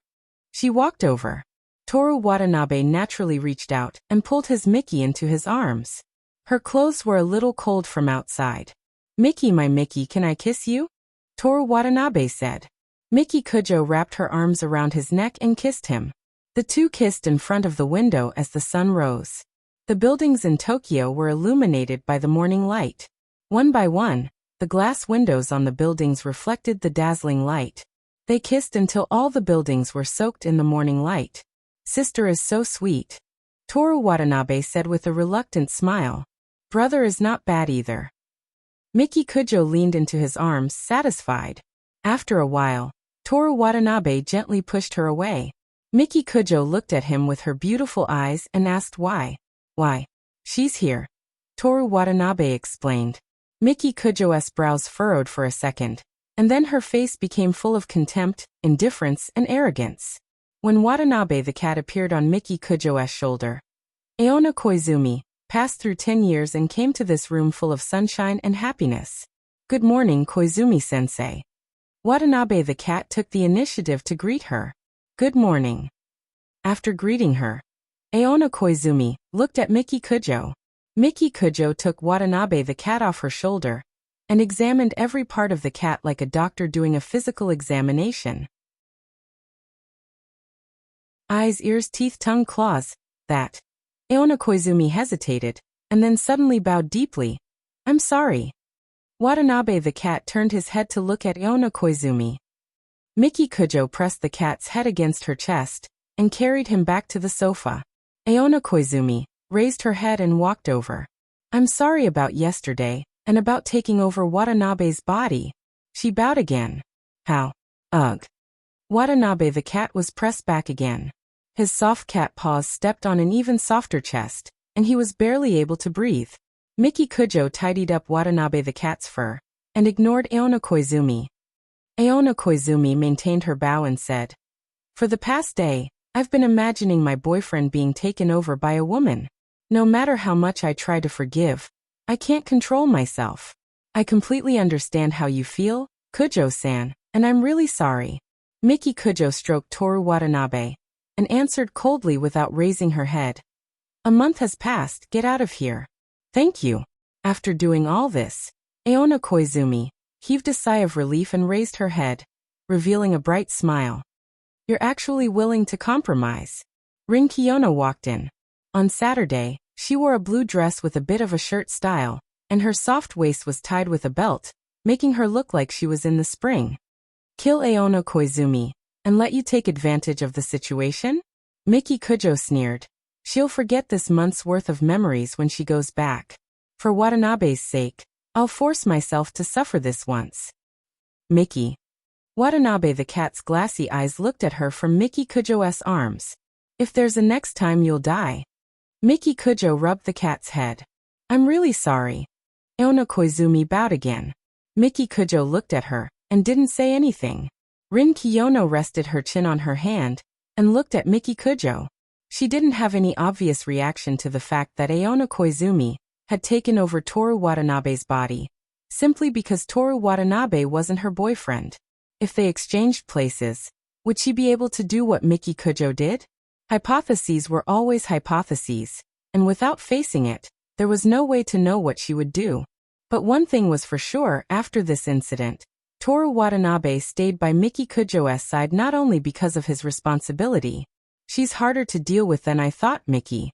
For a moment, Rin Kiyono actually missed the two of them when they were children. The little girl who loved to cry became the cruel and merciless Princess Kujo. And now, what kind of Miki Kujo was? It was so complicated that she couldn't see it clearly. From an absolute victory, it became very difficult to deal with. But that was it. Victory would be hers sooner or later, and no one could resist her charm. Rin Kiyono retracted her gaze and looked at Aona Koizumi. She could see through lies, whether an apology was sincere or not. She could see through it with a single glance. You've grown a lot, Koizumi-san. Rin Kiyono said. No. Aona Koizumi said shyly. I just understood something. What did you understand? Watanabe the cat finally came out of the deep valley. Aona Koizumi looked at the two people and the cat in front of her and recalled everything that happened last night, as well as her thoughts during the day. Before today, I've been thinking about this matter from my own point of view. In the future, whose body I take over, if it's not up to me, then why should I be responsible? She paused for a moment, then continued. But now, I want to consider Kujo-san's point of view. No matter what the other party's reason is, my boyfriend's body being taken over by a woman, this is something that can't be easily forgotten. Rin Kiyono said in a low voice. Thinking from your own point of view will evolve into thinking from someone else's point of view. You will lose yourself, but She raised her head and said in a rare soft voice, "You've become gentle, Koizumi-san." "Yes." Aona Koizumi raised a bright and happy smile. That smile was something that Toru Watanabe could not bring himself to smile. Perhaps it was not as charming as Toru Watanabe, but there was something about it that moved people's hearts. Aona Koizumi said to Rin Kiyono and Miki Kujo with such a smile, "Because yesterday, I met the most gentle person in the world." The two young ladies and two beautiful girls looked at Ona Koizumi for a moment. What exactly did she experience to make the girl who cried and left in despair yesterday change like this? In the next second, the two smart girls understood. Miki Kujo choked Watanabe the cat's neck. "You're still hiding something from me," she said coldly. "I didn't, Watanabe-san," Aona Koizumi said in a gentle and mischievous voice. "You can't lie." Watanabe the cat turned around and looked at Aona Koizumi. "Traitor." The cat's eyes sent this word. "I'm also very interested, Toru Watanabe-san." Rin Kiyono's words carried the coldness from the depths of the North Pole. "I'll be honest."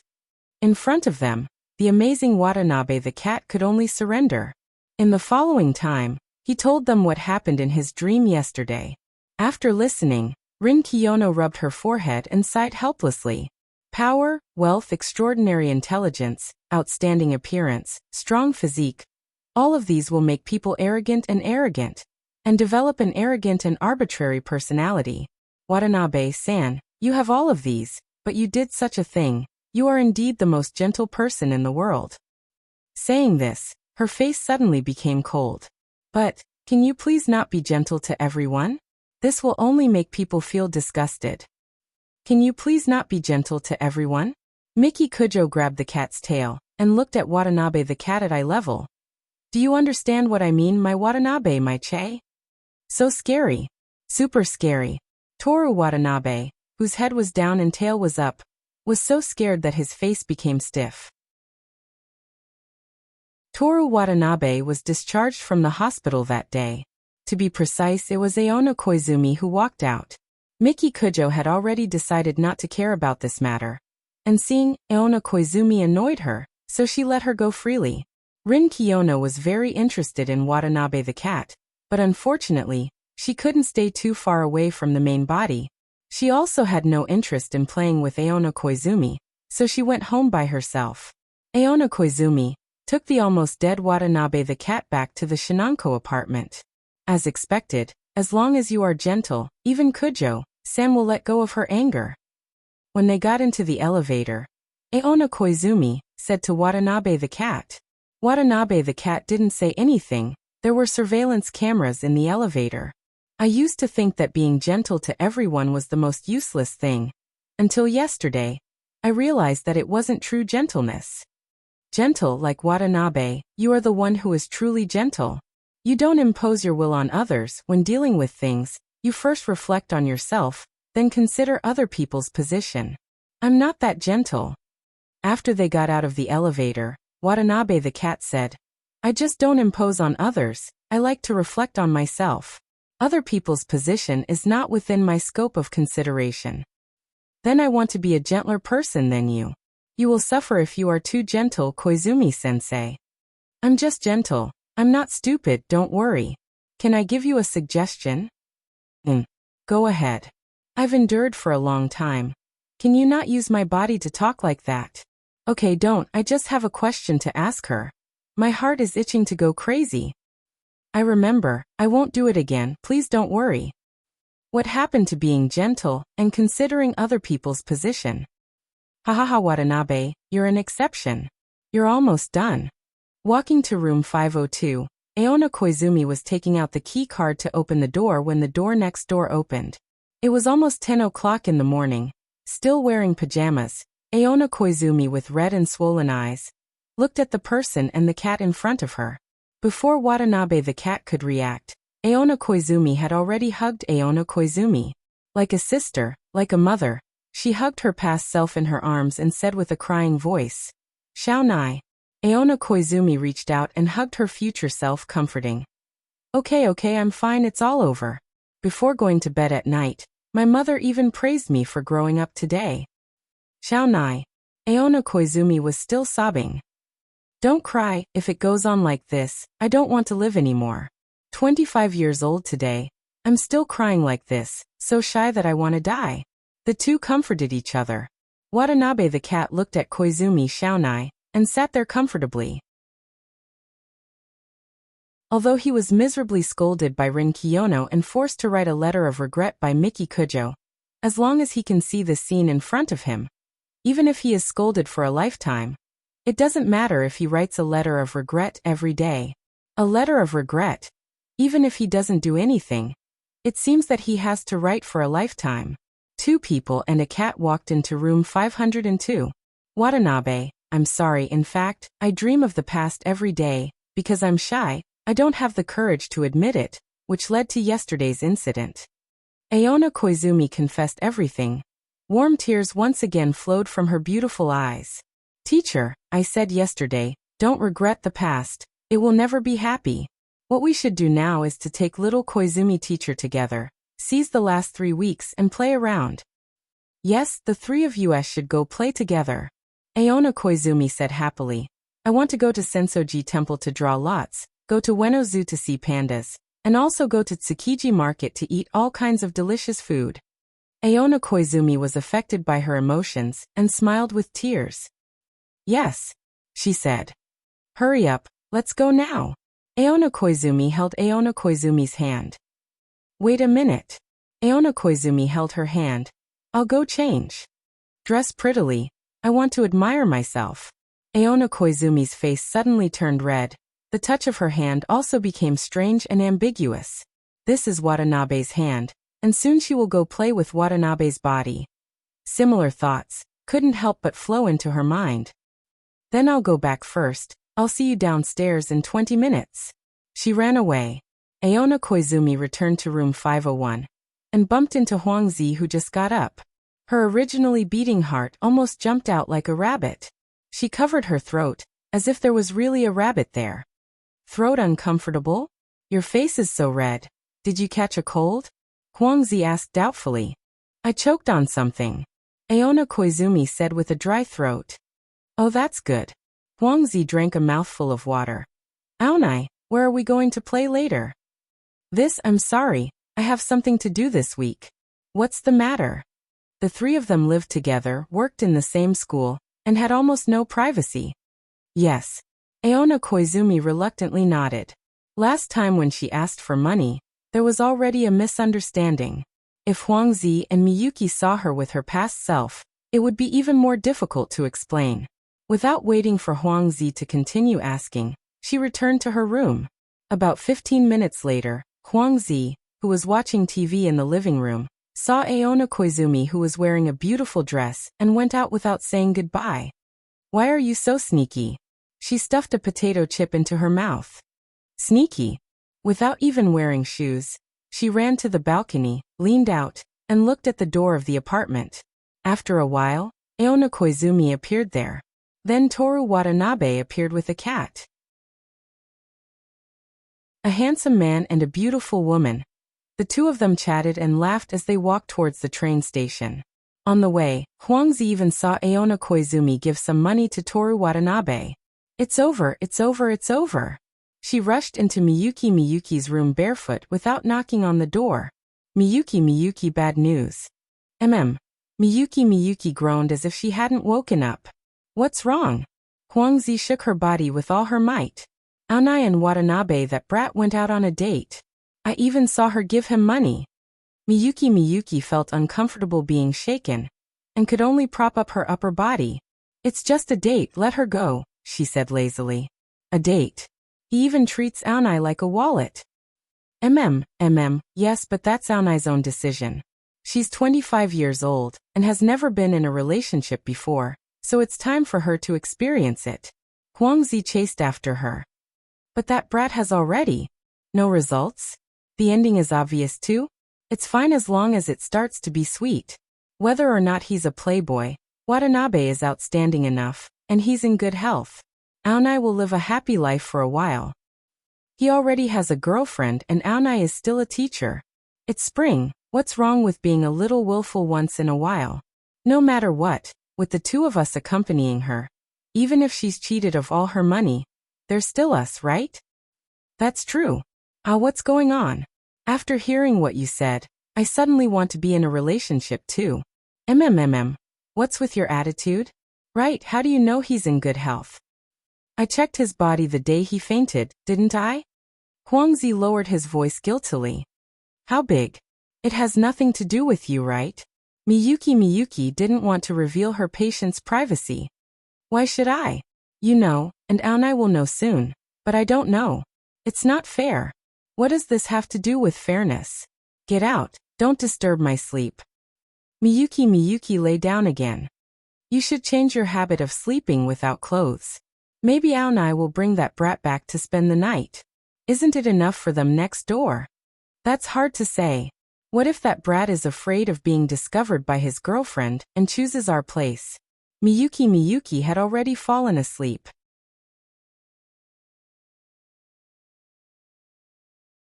Chapter 256.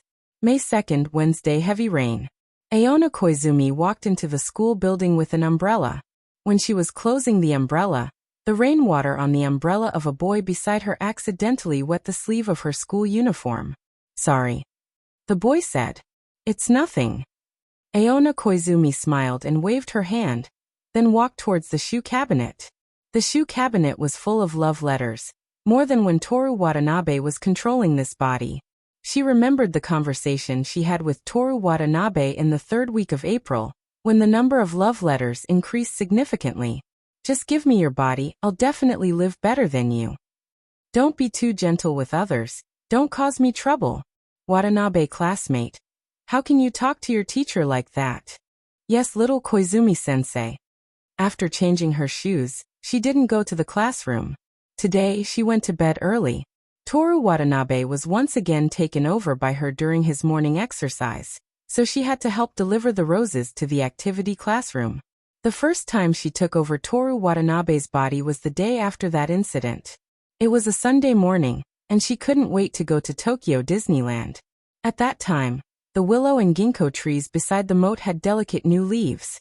This morning, the leaves of the willow and ginkgo trees had turned into a rich dark green. The time had also changed from April to May. Compared to Toru Watanabe's favorite corridor on the 5th floor where she could look at the sky, Aona Koizumi preferred the corridor on the 1st floor. From here she could see the plants and flowers in the atrium. Today it was raining heavily, and the wind was blowing. The magnolia flowers fell to the ground, but the azaleas were very strong, and their red petals were even more vibrant. Koizumi Aonai took out a rose from her bag. Every day, I buy the most beautiful roses from Daetion Flower Market, and give them to you as a morning gift. When did he find out about this?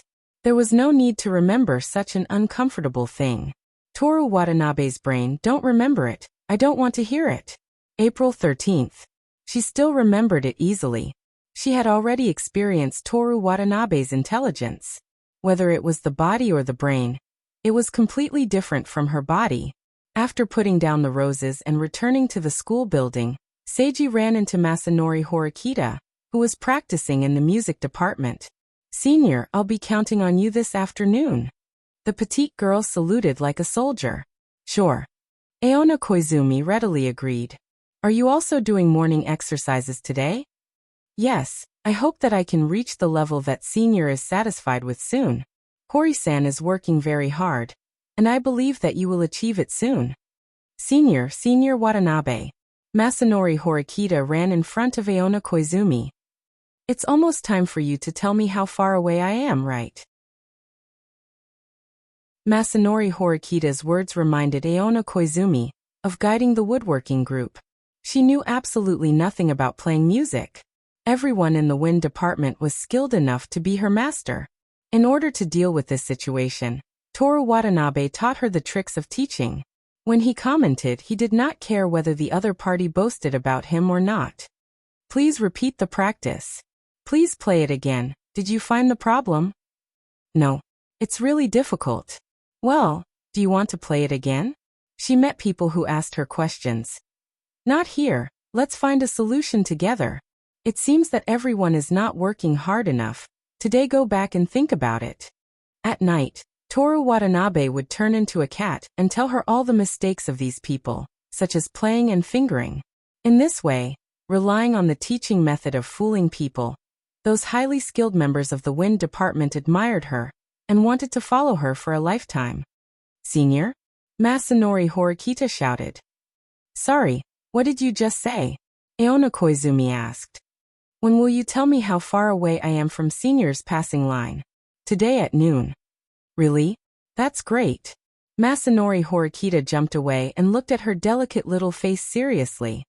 Every knight fights for their dreams, to protect the people they love.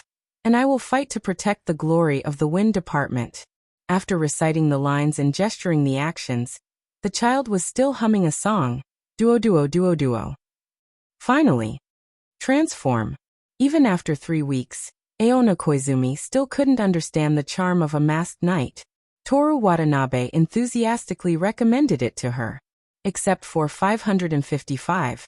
Because the plot was like a love drama, she could only watch a little bit, but the others were completely unacceptable.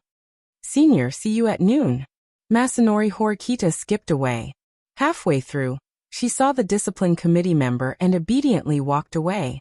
She walked into the classroom of second-year class 4.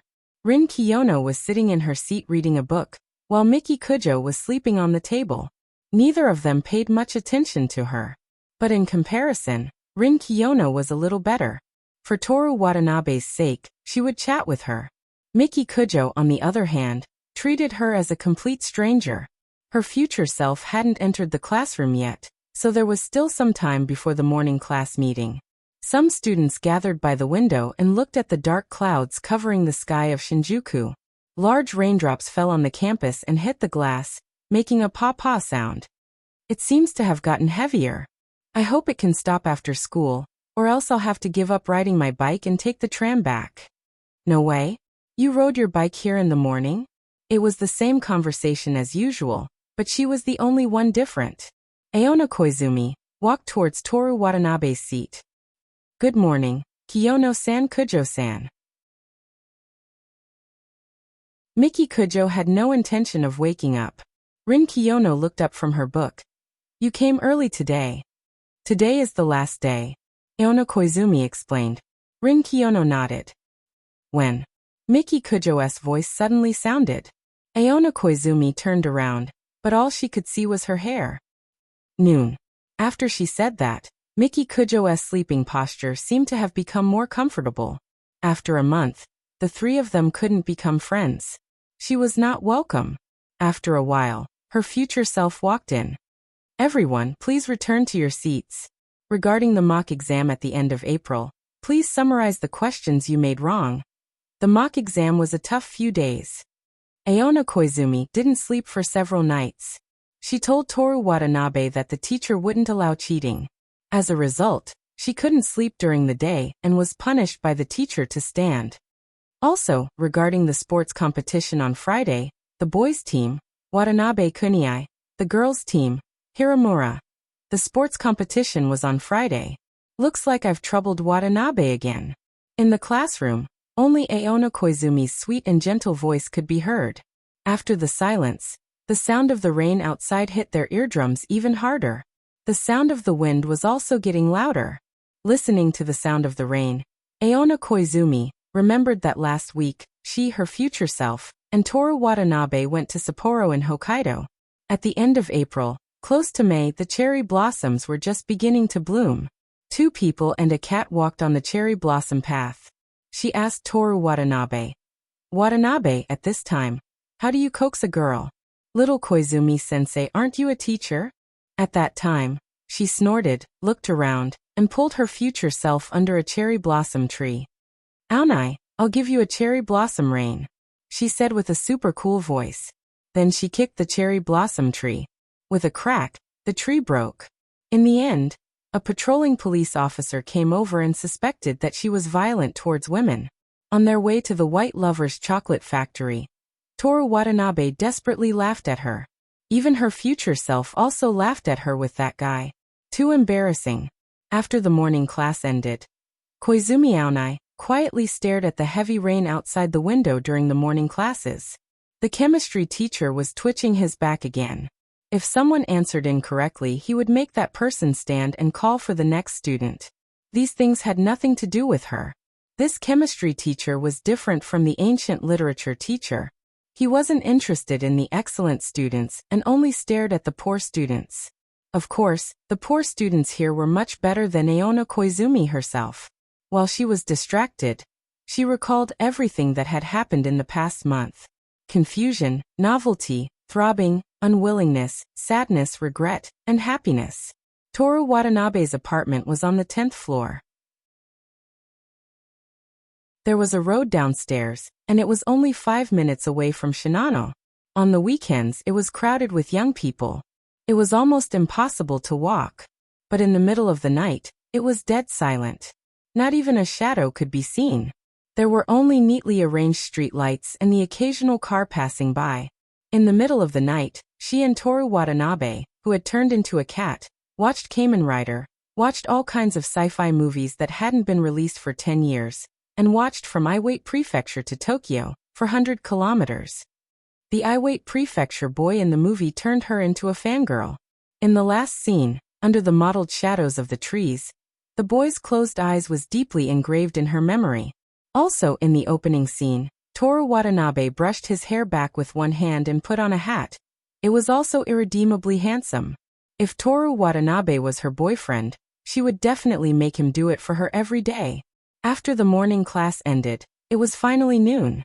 She didn't have the chance to listen to the boys' idle chat. Osamu Kanai still hadn't given up on persuading him to join the baseball club. Keisuke Saito visited the game company during the Golden Week. It seemed that he wanted to try making a game. The bespectacled guy was still talking about something she didn't understand. In the corridor not far from the teacher's office, she met up with her future self. She heard that this was where she came from, so she wanted to go back here. That matter, I'll leave it to you, Aona Koizumi said. Okay. Aona Koizumi looked at her future self and couldn't help but tear up. Don't cry, everyone thinks that Watanabe is bullying you. Aona Koizumi said with a smile. Aona Koizumi's blurry vision couldn't see her smile clearly. Ah, it's almost over, a month has passed so quickly. Aona Koizumi looked out of the corridor window. That period of time that was like a dream was about to come to an end. She would forget everything that happened in the past month. The rain had already become lighter, and would soon stop. She didn't know if she could hold on until the rain stopped. She wanted to see the sun. That's right. She suddenly remembered something. Watanabe, that guy, wrote in his notes a female voice actor. You have to criticize him. I'll properly criticize him. Aona Koizumi pursed her lips as tears welled up in her eyes. I've troubled you during this period of time. I've spent a lot of your money, and I've caused you to be misunderstood by Aozi and Miyuki. Aona Koizumi could only shake her head. She was afraid that if she opened her mouth, her tears would fall. What a pity. Aona Koizumi revealed a bitter smile. To you, everything that I've done seems like a dream, not a real experience. The two of us are the same person, but also don't seem to be the same person. Aona Koizumi didn't say anything and only looked at her past self. I like Toru Watanabe. Aona Koizumi suddenly said. I know. Aona Koizumi reluctantly opened her mouth.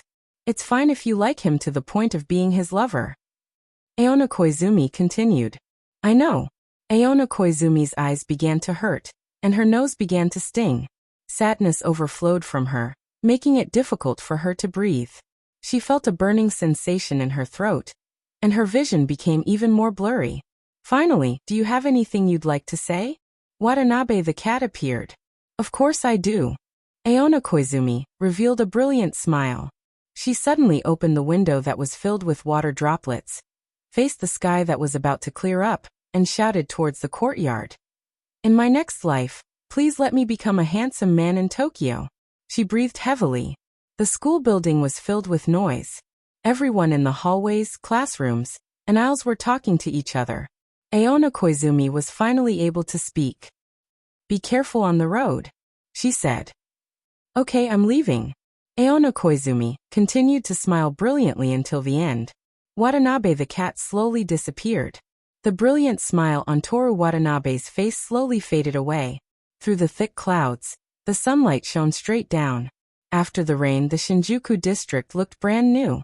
Toru Watanabe turned his head to look at Aona Koizumi. Aona Koizumi burst into tears. The past, the dreams that were separated by a layer, at this moment, finally became her own experience. After 10 long years, the boy named Watanabe, who briefly appeared for a month when she was young, once again appeared in her life. "I'm back." Aona Koizumi, whose face was covered in tears, smiled brilliantly. Toru Watanabe froze for a moment, then responded with a smile. "Welcome back." Behind the school building, there was a corridor that was covered in wisteria. It had just rained, so the corridor was covered in a layer of water. When walking, the soles of the shoes would cause small ripples on the puddles. Here, Aona Koizumi gave a letter to Toru Watanabe. Little Koizumi left it for him. In order to not let Toru Watanabe know the contents of the letter in advance, little Koizumi wrote it in his mind and asked his future self to write it. "Watanabe, life in Tokyo is really good. Before leaving, I already miss everything in Tokyo." There were so many delicious foods and fun things to play with that he couldn't even count them. Oh right, there are always airplane clouds in the sky. Whenever there are airplane clouds in the sky, you, a cat, will always look at the sky. At this time, I will secretly look at you from the side. Haha, if we are face to face looking at each other, I definitely won't be able to say such mushy words. But like now, I won't go to you anymore. By writing this letter, I have enough courage to convey my words and my true feelings to you. Tomorrow, I will embark on a journey of time, in order to meet you again after 10 years. I won't miss you. I will use all my longing for you to take action. Work hard. I have to work hard. Tokyo. I must go to Tokyo. Then, in February before spring comes, I will appear in a classroom on the second floor of Kamigawa's teaching building. I will ask you, Watanabe-san, please tell me the reason for your choice. You will answer me. With good grades, of course, you should go to the best school and be with the best group of people. This way we will meet again. Today's sky is covered with sunset clouds. Will it rain tomorrow? Let's stop here, goodbye. Ah, it should have ended, but I couldn't help but ask. The Watanabe I will always like, shall we meet again? If we meet again, can you give me a hug? If you can, that would be great. Aona Koizumi. From 10 years ago, Toru Watanabe hugged Aona Koizumi. Goodbye, even hugged together, little Koizumi-sensei. May 2nd, Wednesday, heavy rain. This was the last memory of the girl who rolled up the sleeves of her school uniform, little Koizumi-sensei. Toru Watanabe.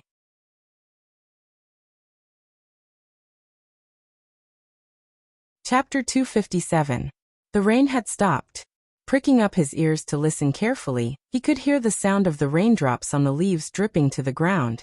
After a while, they would evaporate and rise again. Coming from the sky, going back to the sky. Everything was just like that. But when all the futile pessimism passed, and he thought about it seriously, he would find that everything he had experienced was not meaningless. Nourishing all things, regulating the climate, bringing inspiration to poets, wetting someone's clothes. Toru Watanabe walked on the way to the playing department. Outside the window of the corridor, the sun above Shinjuku formed a beam of light, as if someone was shining down with a flashlight. The water droplets on the azaleas, the water in the atrium, the swimming pool that was about to usher in summer, everything was shining. He put away the letter and prepared to go to the music classroom to tell Horikita Masanori when she would reach the passing line. You have 2 new emails. Aona Koizumi's strategy complete. Player receives 20,000 points, 10 years.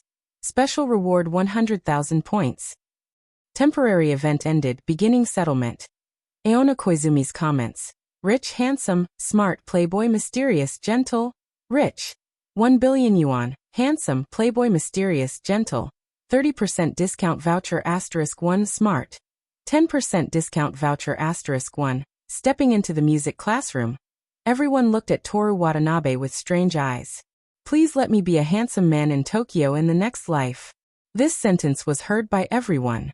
Rin Kiyono stood behind the podium, looking at the music score in her hand, feeling the atmosphere in the classroom, and looked at Toru Watanabe who came in.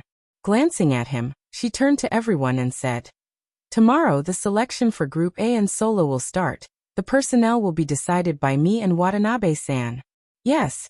Everyone who was restless just now responded in unison. Not to mention the third and second years. The new first years were already used to Rin Kiyono's orders. While Rin Kiyono was talking, Toru Watanabe came to her side. Watanabe classmate. She turned to look at him. Thank you for taking time out of your busy schedule. He was mocking Toru Watanabe and Aono Koizumi for taking turns using their bodies, traveling together and so on. Classmate Kiyono, please, how can I refuse? He answered readily. Toru Watanabe meant that no matter what happened, he would always be there. Also, I know I was wrong. Don't do it again. The two of them didn't need too many words to understand each other. The scene of a handsome man and a beautiful woman standing together was like a scene in a movie. The first year's gazes moved back and forth between the two of them. They were probably going to be like Aoi Ichiki and misunderstand that there was something between the two of them. During the free practice, Toru Watanabe himself spoke to the woodwind team for the first time. Senpai Watanabe-senpai. The petite Masanori Horikita held a long black oboe in her hands. Did something happen recently? Her big eyes were filled with curiosity. No. Absolutely. Masanori Horikita didn't listen to him. You and Kiyono, senpai today look like a couple. Couple? Yes. She nodded cutely. It wasn't before the Golden Week holidays, but it suddenly happened today. So something must have happened. No. Senpai Watanabe-senpai, you're still 10 years away from my passing line. 10 years. Masanori Horikita was so scared that she forgot to act coquettishly. Then she gritted her white teeth. 10 years, I will work hard. 10 years begins with your feet. Start practicing. Yes. In the midst of Masanori Horikita's melodious oboe, Toru Watanabe looked out the window in the direction of the teacher's office. Koizumi, senpai, what will you do next? I'm ready. The preparation bell rang, and the lunch break was almost over. Toru Watanabe and Rin Kiyono returned to the classroom. A few steps away from Class 4's classroom, they heard Osamu Kanai shouting. In the next life, please let me be a handsome guy in Tokyo. Then came Keisuke Saito's voice. You're wrong. You have to be more sad. In the next life, please let me be. What are you doing? Toru Watanabe looked at them. The two were startled and hurriedly said. Nothing, nothing. Acting in a play, right? Yes. Preparing for the cultural festival. The cultural festival is in September. You're starting to prepare now? Osamu Kanai hid behind Keisuke Saito and laughed loudly. Watanabe, so you envy Tokyo so much and look down on your hometown? We always thought that you didn't care about your background. I see. Toru Watanabe nodded. So that's what you're talking about. He cracked his knuckles and slowly walked towards the two. It's time for class. Rin Kiyono walked past him. I'll take care of you after class.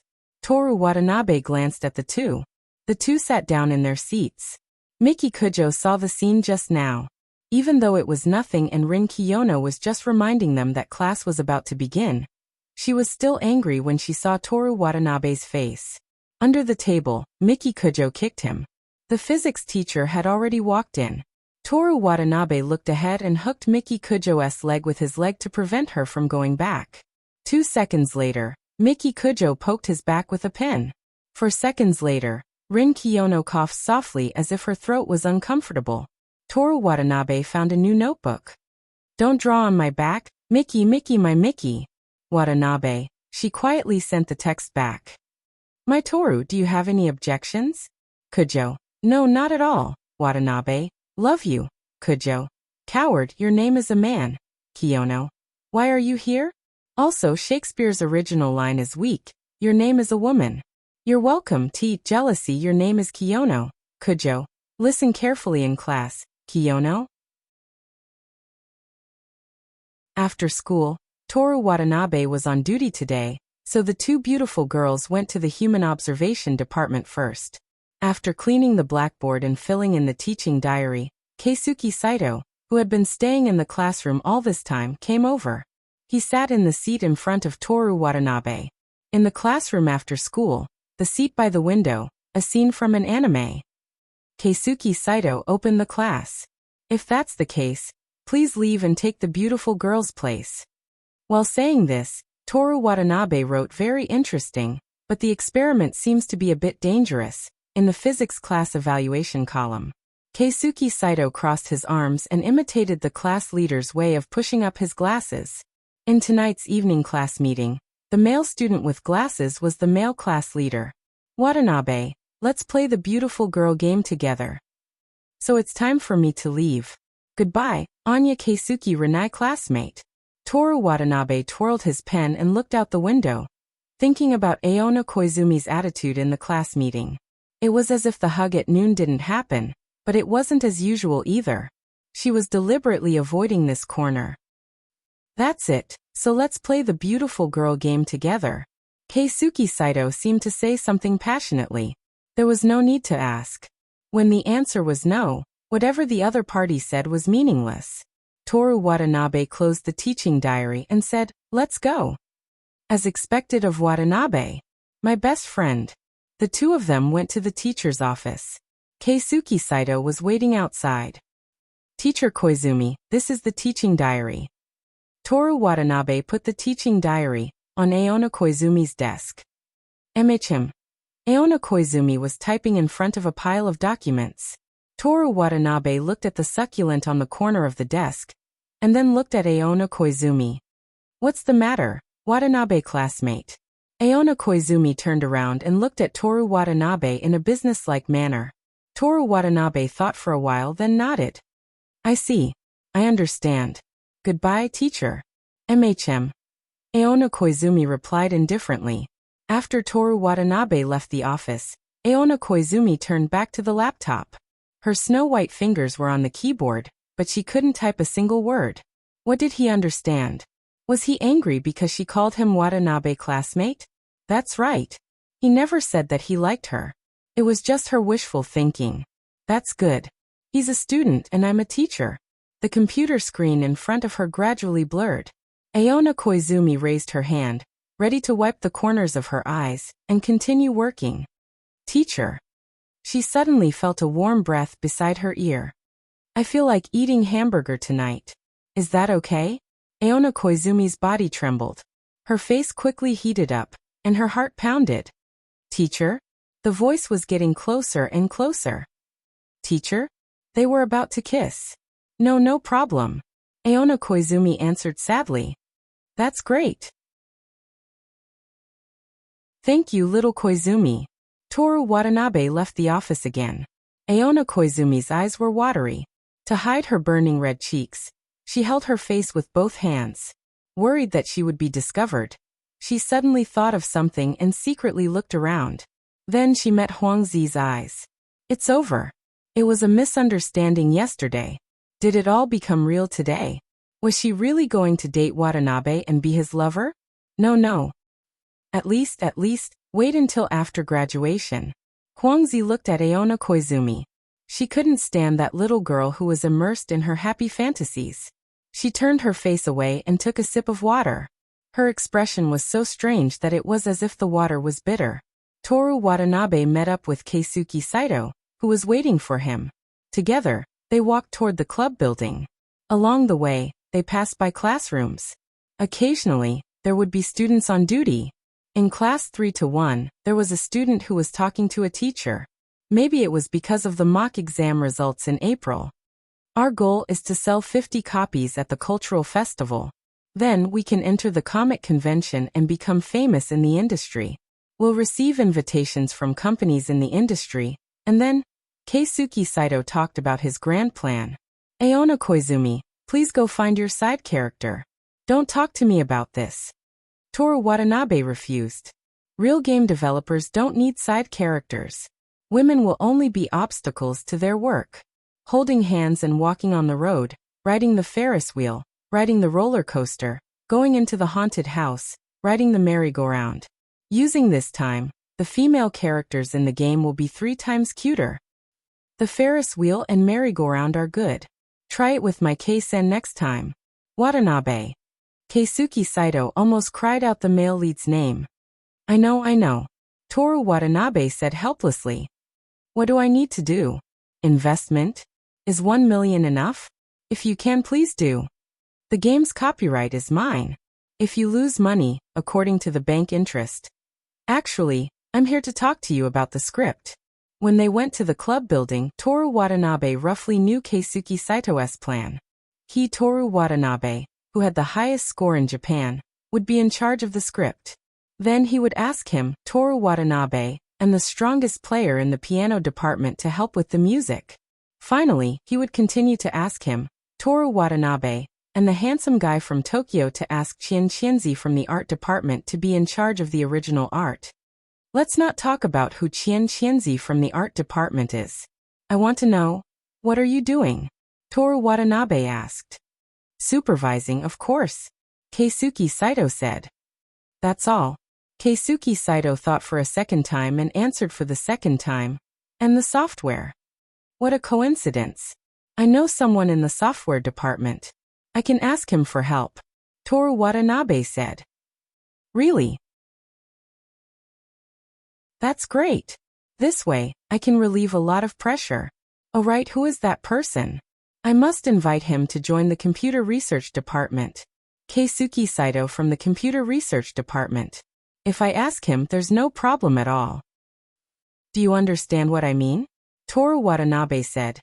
I can make my own games. Keisuke Saito responded with an oh in a daze before howling. Watanabe, I beg you, let me be the supervisor. No one can surpass my love for Meijin games. Please give me a chance. Go ask someone for the music and the original art. Work hard for your own game. Don't tell me you're not as passionate as an Iluan? You have a point. Keisuke Saito said dejectedly, but he quickly pulled himself together. But with Watanabe's script and my love for Meijin games, we're already #1 in the country. Ha ha ha ha. In the corridor on the 5th floor, Masanori Horikita was practicing her music seriously. When she saw Toru Watanabe, she imitated Kamen Rider Kami and gave him a thumbs up. Toru Watanabe also gave her a thumbs up. Senpai is different today, Masanori Horikita said. What's different? You wouldn't respond to me before. You would only gently tell me to practice hard. Practice hard, Toru Watanabe said. Senpai, Watanabe-senpai, Masanori Horikita pouted her lips out of dissatisfaction. Toru Watanabe ignored her and walked to the human observation department. Rin Kiyono was reading a book. Miki Kujo was browsing something on her tablet. In just one afternoon, everything returned to how it was a month ago. But some things had changed forever. Little Koizumi Sensei's 10 years. Toru Watanabe couldn't predict what was good or bad. The only thing he could do was to try his best to make the people who loved him happy. In order to help Keisuke Saito, Seiji didn't study or read any books. Instead, he wrote a random script. I've written a script. Can you help me review it? He said to the two beautiful girls. No one answered, which meant they agreed. Toru Watanabe read. Where is this? I looked around suspiciously and saw a beautiful girl with 2 golden ponytails in front of me. Above her head, the words flat chest and tsundere floated. Words. What is this? Isn't this plagiarism? Miki Kujo interrupted him. Plagiarism? How is this plagiarism?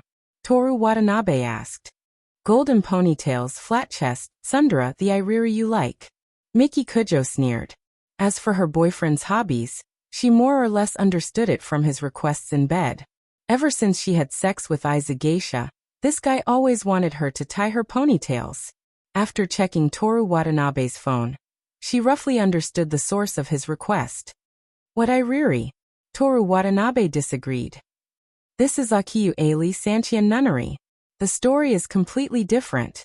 Just because the characters are similar, even if it's plagiarism, I'll have to trouble them to file a lawsuit, and then come find me. Then let's listen to the story first. Miki Kujo let him continue reading. Words. What is going on? This time, the story was about a beautiful girl with long black hair. Above her head, there were long straight black hair, poisonous tongue, and flat chest. Wait. Another beautiful girl interrupted him again. I'm not talking about Under the Snow, I'm talking about Sanhua Rimi, Miss Kiyono. Who cares about that? Why are they all flat chest? The market is flooded with huge breasts, so I thought. Are you mocking me? Absolutely not.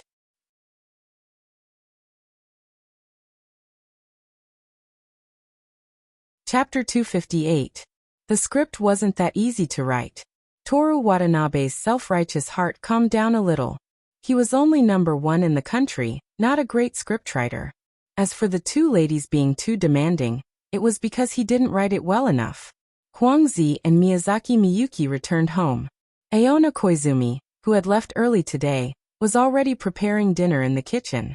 And the shop I used to go to after school, and the dessert shop I used to visit, and the endless nagging, and the morning of being scolded accompanied by the soft sound of the fire on the stove. There was a gentle humming sound.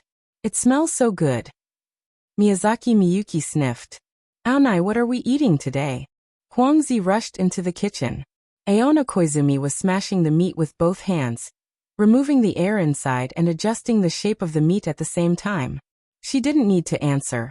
Huangzi understood immediately. Hamburger steak? That's great. I love you so much, Aonai. She hugged Aona Koizumi and rubbed her face on Aona Koizumi's shoulder. I don't want to give you to Watanabe. Without Watanabe, Aonai wouldn't know how to make hamburger steak. Miyazaki Miyuki leaned against the kitchen door and looked at the two of them leisurely. It's not like that. Aona Koizumi hid her shyness. If you want to eat, I'll make it for you too. Although I want to believe you, the past few years of takeout life reminded me of reality. Huangzi stood up straight and left Aona Koizumi. She washed her hands in the sink, then picked up a piece of meat and started smashing it. In order to not eat takeout, let me use Watanabe, Huangzi said fiercely. Aona Koizumi didn't say anything and just focused on making the hamburger steak. Before today, even if she couldn't explain it clearly, she would still try her best to explain. But now, Yubai had been misunderstood. Also, she hadn't made hamburger steak for a long time. What if it didn't taste good? Why didn't he let her cook something she was good at? Seriously. Aonai? Chingnai? Ah. Huangzi's sudden voice brought Aona Koizumi back to reality. What's wrong? What are you thinking about? Let me ask you, is this enough? Huangzi held up the burger steak in his palm. Aona Koizumi quickly looked at the ball of meat in her hand. A little thinner, about 1.5 centimeters thick. Okay. Huangzi continued to use both of his hands to hit her. Do you really want to date that guy? Aona Koizumi took one and picked up the other. Don't blame me for talking too much. That guy is dating Kiyono behind his girlfriend's back, you. Huangzi. Miyazaki Miyuki interrupted Huangzi. There's no such thing as an absolutely safe relationship in this world. Chingnai is only 25 years old. Even if she is wrong, she can start over. Huangzi couldn't help but worry. But, see for yourself. Miyazaki Miyuki pointed at Aona Koizumi. Isn't she happy now? Huangzi's gaze swept past Aona Koizumi's red face and the carefully prepared dinner on the table. Smack. She slapped the gradually forming meatball on the chopping board, and the thickness became 0.3 centimeters. If Watanabe dares to make Chingnai sad, I'll take him down with me. Aona Koizumi didn't say anything, but she was very touched. Miyuki's understanding and support, Huangzi's worry and worry. They were different, but they cared for her in the same way. She had also thought about her future with Toru Watanabe. They might not be able to get married openly, and even if they had a child, they wouldn't be able to live together. However, to be able to live together with a good friend for the rest of her life, have a child, and occasionally go on dates with Watanabe, such a future was also something she looked forward to. The burger steak was slapped and left in the fridge for 30 minutes. During this time, she made some side dishes. After the burger steak was fried and nicely placed on the table, the three of them waited at the dining table. That kid really said that he's coming over for dinner tonight? Huangzi crossed her arms behind her head. Yeah. Aona Koizumi rolled up her left sleeve and looked at her watch. She knew without needing to ask. She had prepared dinner in advance and arranged the time so that Toru Watanabe would be able to eat freshly cooked food the moment he returned. Now that dinner was ready, Toru Watanabe was nowhere to be seen. So slow. Shouldn't school be over by now? Miyuki Miyazaki commented. Maybe something happened. Let's wait a little longer. Aona Koizumi chuckled. Could it be that he went to have a big meal with the ladies? Huangzi's expression darkened. Watanabe said that he's coming for dinner, so he'll definitely come. Aona Koizumi said with certainty. Huangzi snorted disapprovingly. You believe him, but his real girlfriend invited him to dinner. He can't possibly. Asterisk ding. Asterisk the doorbell rang. Aona Koizumi immediately got up and walked over, fixing her bangs as she walked. Opening the door, she saw Toru Watanabe in his school uniform. Sorry, something happened, so I came back late. It smells good. I'm hungry. Then come in and eat. Aona Koizumi smiled gently as she helped him take his bag. She didn't ask what happened. Toru Watanabe changed his shoes and walked into the dining room. Huangzi, who was sitting cross-legged on the chair, immediately said with a sour face, Wait for me. You made Sensei wait for you, Watanabe boy. You're good. Sensei, can you put your feet down when you eat? Toru Watanabe sat down beside Aona Koizumi. You're lecturing me. All right, let's eat. I'm starving. Miyuki Miyazaki clasped her hands together and said to herself, I'm eating. Then she started eating. Huangzi glared at Toru Watanabe fiercely and took a bite of his burger, as if he wanted to eat his meat. Toru Watanabe ignored him and took a bite. His eyes widened slightly as he said, It's delicious. He praised and took 2 more bites. Eat slowly, don't choke. Aona Koizumi happily watched the scene in front of her. She picked up her chopsticks and joined the 3 of them to eat today's burger. What should I do tomorrow? After eating, Toru Watanabe returned to room 502. Aona Koizumi hugged a pillow and sat on the sofa. At this moment, she felt as if she was sailing a ship to a brand new continent. The first thing that entered her eyes was the beach. There were tall coconut trees on the beach, beautiful sand, and crabs running around. What would she encounter tomorrow after playing here for a few days and heading inland? An endless grassland? A mountain peak that reached the clouds? A large waterfall filled with water vapor? This was a brand new world. As long as she took a small step forward, she would be able to see brand new sceneries and discover new pleasures. She already couldn't wait to explore. She imagined the first day, the second day, the third day she would spend with Toru Watanabe. What would happen when she got old? At the kitchen counter, Miyazaki Miyuki was in charge of washing the dishes, and Huangzi was in charge of wiping the remaining water in the tableware. They listened to Aona Koizumi occasionally laugh that she didn't even notice and exchanged glances.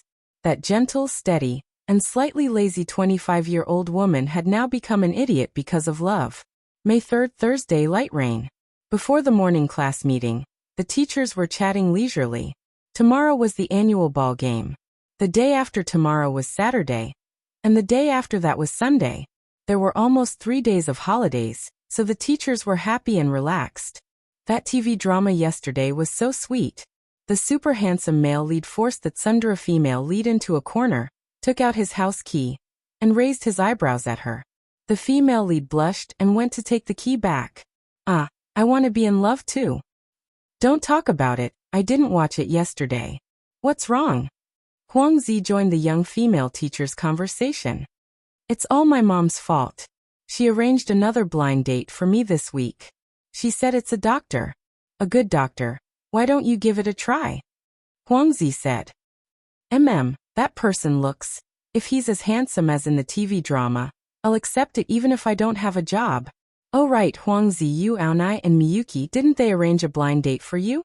No, my family just said a few words. They didn't force it. Aren't the 3 of you free to choose your own conditions? Especially Aonai.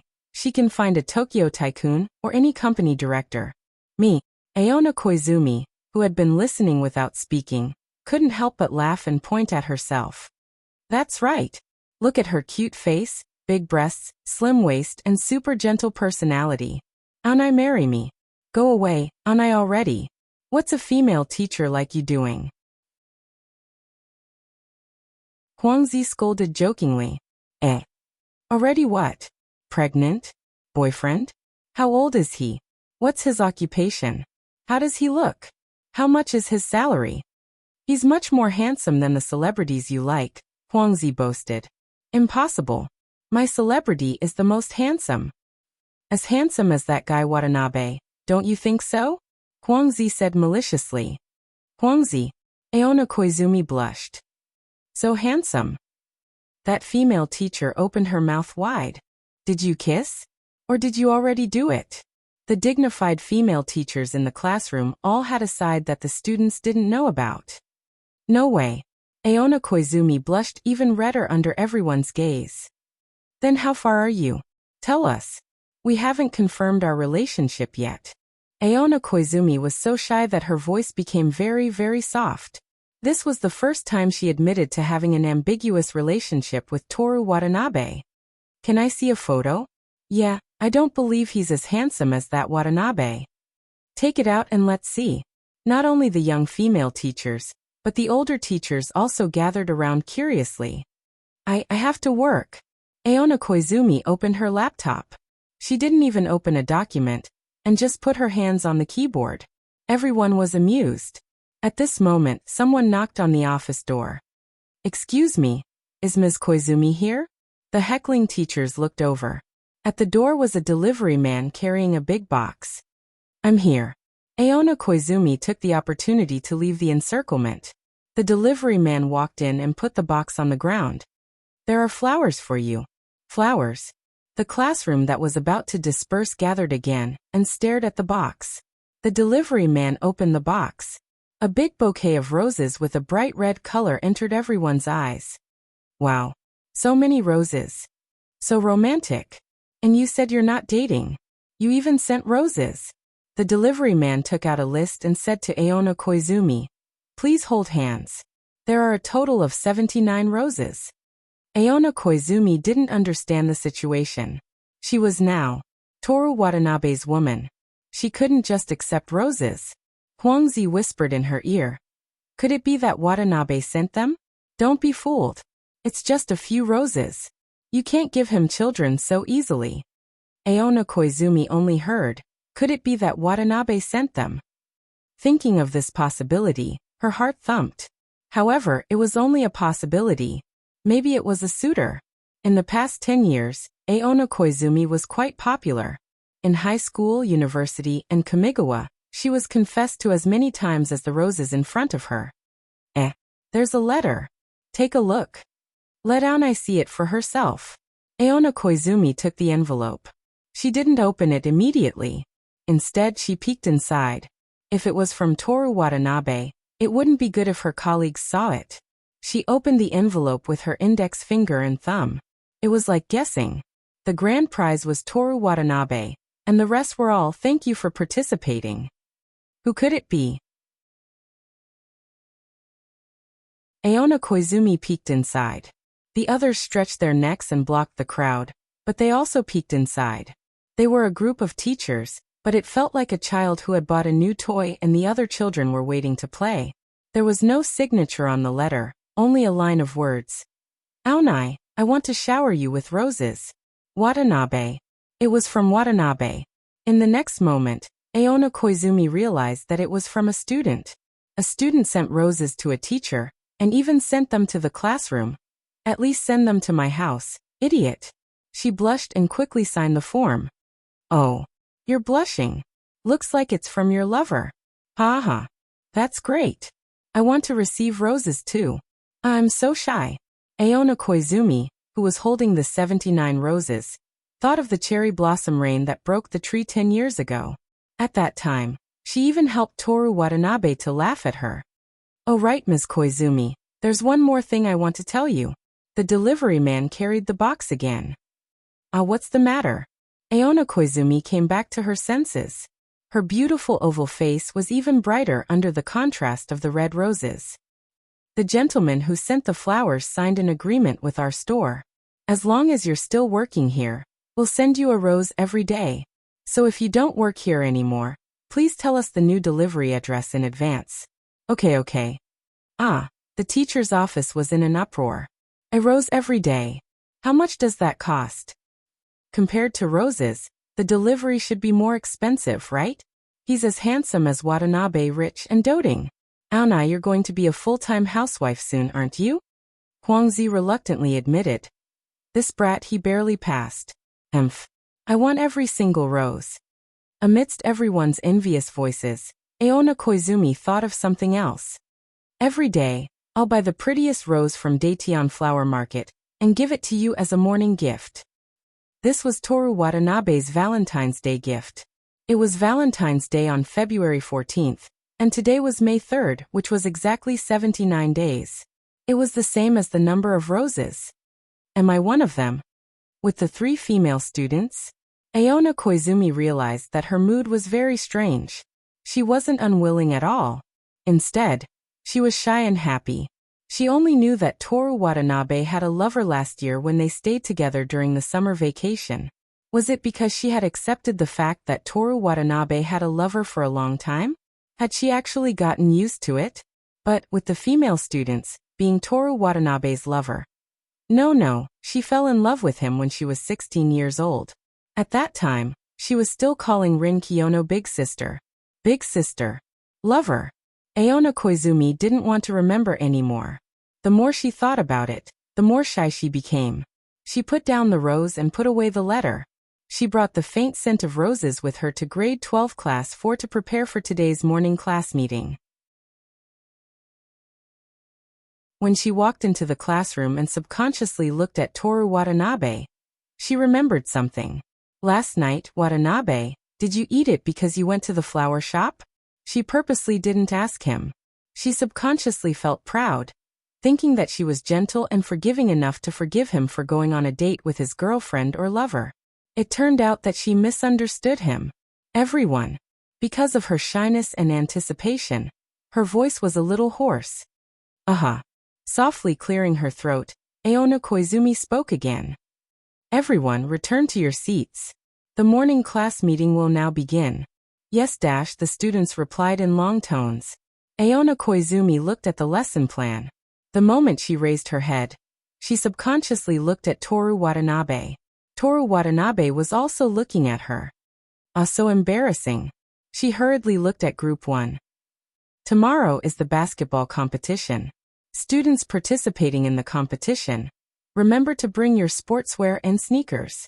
The rest of you prepare to support. She looked at Toru Watanabe again and met his eyes again. She must talk to him after class. After the class meeting, Aona Koizumi called Toru Watanabe over. The two of them went to the corner at the end of the corridor. This was the place where the teachers punished the students who made mistakes in class. Watanabe, did you come back late last night because of the flowers? Aona Koizumi pretended to be calm and asked. Yes, you received it? Toru Watanabe said. I'm sorry. I misunderstood you. Aona Koizumi felt a little hot. Misunderstood? What misunderstood? Toru Watanabe took a step forward. Well, I thought you came back late because you went out to play with them. Teacher, I'm very sad. Toru Watanabe took another step forward. I apologize to you. I'm sorry. I don't accept your apology. I'll be very sad unless you give me a kiss, Toru Watanabe said. BB kiss. Aona Koizumi couldn't complete her sentence. No. Then a hug? Just a hug? No. Watanabe, you're still a student. First of all, you have to study hard. Also, I have to be a qualified teacher. Then what about the misunderstanding? I hate being misunderstood the most. Aona Koizumi's face turned red. She turned her face away, not daring to look at Toru Watanabe. She said softly, If it's a hug. Toru Watanabe opened his arms. Stop. Aona Koizumi used her English book to block the student's approaching chest. What's wrong? Toru Watanabe held back his laughter and asked curiously. At least not in school.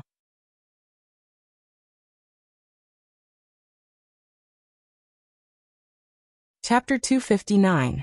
The morning drizzle had stopped, and light shone through the window on the left. Toru Watanabe rested his chin on his left hand and listened to the class attentively. At some point Miki Kujo poked him in the back, So he took out the notebook he used to chat in physics class. Question mark. Watanabe. I'm bored. Kujo. One day Kei said to T. I'm bored, tell me a joke. T said, I love you. Kei said, I have a person I like for a long time. T said, I'm telling a joke. Kei said, the person I like has N and E in his last name. T with the surname Watanabe said, it's a joke, but it's not a lie. Kei said, the person I like is Sano. Watanabe. Confession? I don't like girls. Kiyono. If you're blind, I can arrange a doctor for you, but I want you to see. T said, I love you. Kujo. I thought you would take the opportunity to confess to me. Kiyono. If you kneel down and lick my shoes, I'll give you a I like you. This is something only Watanabe gets, thank me. Kujo. Oh, I'm sorry, even if you kneel down and lick my shoes, I still won't like you. Also, I'm not interested in Toru Watanabe classmates' personal hobbies, so you don't have to tell me. Kiyono. Do I have that kind of hobby? Watanabe. Can be trained. Kujo. If it's about stepping on Toru Watanabe, I'm a little interested. Kiyono. You two listen to the class carefully. Watanabe. Watanabe. The math teacher stopped writing on the blackboard and grabbed Toru Watanabe, who was passing his notes. Yes. If you have something to say it after class. Around the classroom, there was suppressed laughter. Yes. You can stand for this class. Yes. Miki Kujo was no longer bored, and Rin Kiyono was happy. The two of them enjoyed the warm spring day, leaving Toru Watanabe alone in the cold winter. After class, Toru Watanabe sat down and turned to look at the two beautiful girls. You two were the ones who were arguing in class. I was the one who reminded you to pay attention in class. Why am I being punished instead? He asked in a confused tone. The cause of the incident was Kujo-san, so you went to complain to her. Rin Kiyono took out a book as if it had nothing to do with him. Are you complaining to her, my Toru? Miki Kujo reached out and touched Toru Watanabe's neck intimately. I'm complaining to both of you. Toru Watanabe said, flirting. One likes you, and the other doesn't like you. Do you have any respect for me? Miki Kujo's hand wasn't cold. It was slightly lower than his body temperature. This small hand that was neither cold nor hot gently touched his neck. Toru Watanabe felt a fire burning in his heart. He took her hand down and squeezed it as if he was dissatisfied. Miki Kujo still let Toru Watanabe hold her hand. She maintained this position, tilting her snow-white neck flirtatiously, and looked at Rin Kiyono from the side. Watanabe-san, vegetable juice. Rin Kiyono's gaze rested on the book in her hand. Vegetable juice? Toru Watanabe asked doubtfully. In order to help you prove that you didn't lie to Kujo-san, you promised to run errands and buy drinks for me. Yes, I did. Vegetable juice, now go. Toru Watanabe looked at the emotionless Rin Kiyono for 2 seconds, then slowly turned his head and looked at Miki Kujo. Miki Kujo smiled as if to say, go ahead and try it. It's all your fault for not believing me back then, Toru Watanabe complained. You made me, the male protagonist of a light novel, become the target of bullying in school. The way he took the initiative and acted as if it was a matter of course caused Miki Kujo to be slightly stunned. Aoi Ichiki, who was pretending to do a question but was actually eavesdropping, laughed out loud. Miki Kujo glanced at the back of Aoi Ichiki's head, then turned her gaze to Toru Watanabe. I have to keep my word, Toru Watanabe said. Miki Kujo smiled and looked at him for a while, then said, go ahead and go. Don't make a fool of yourself in front of outsiders. Toru Watanabe stood up, but at this moment. Sit down, I don't want to drink anymore. Rin Kiyono flipped the book in her hand lightly. Even the people outside the window knew that Ro-san was in high spirits, and was in a good mood. Toru Watanabe didn't know whether to sit or stand. Ha-ha-oh. Aoi Ichiki tried her best to suppress her laughter. It's fine if he doesn't want to drink. Watanabe, sit down. Miki Kujo glanced at Rin Kiyono, seemingly dissatisfied that she was teasing her boyfriend. Then, she gently took Toru Watanabe's hand and placed it on her beautiful face, which no one dared to offend, and said, it's all because of me. You've always been a man of your word, but you agreed to such a condition. From now on, I'll believe everything you say. It's a lie, Watanabe-san. Rin Kiyono kindly reminded him. I know that even if you don't say it. Kujo-san, who didn't study, liked to pass the time by communicating in class. Moreover, she always gave the notebook to Rin Kiyono after Toru Watanabe wrote some words of love. Once Rin Kiyono joined in, the two of them immediately began to use all kinds of vicious words to mock each other. As for Toru Watanabe, he didn't care about the fact that a good man doesn't fight with a woman. He was thinking, I'll save the notebook and take it out in front of them one day, such as on my 25th birthday, and read it aloud to them. What kind of expression would they have? There were more and more things to look forward to in the future. During lunch break, Toru Watanabe and Keisuke Saito returned from the cafeteria. Someone from the broadcasting department was looking for him. What's the matter? Toru Watanabe asked. There's a basketball competition tomorrow. I heard that Kun Watanabe signed up for it as well? The girl from the broadcasting department asked. I guess you can say that. At noon, I'd like to invite you to the broadcasting department as a guest. They stood at the front door of the classroom. Two girls from the same class walked over while holding hands.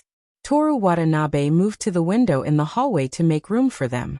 The two girls walked into the classroom and chatted softly with their heads together.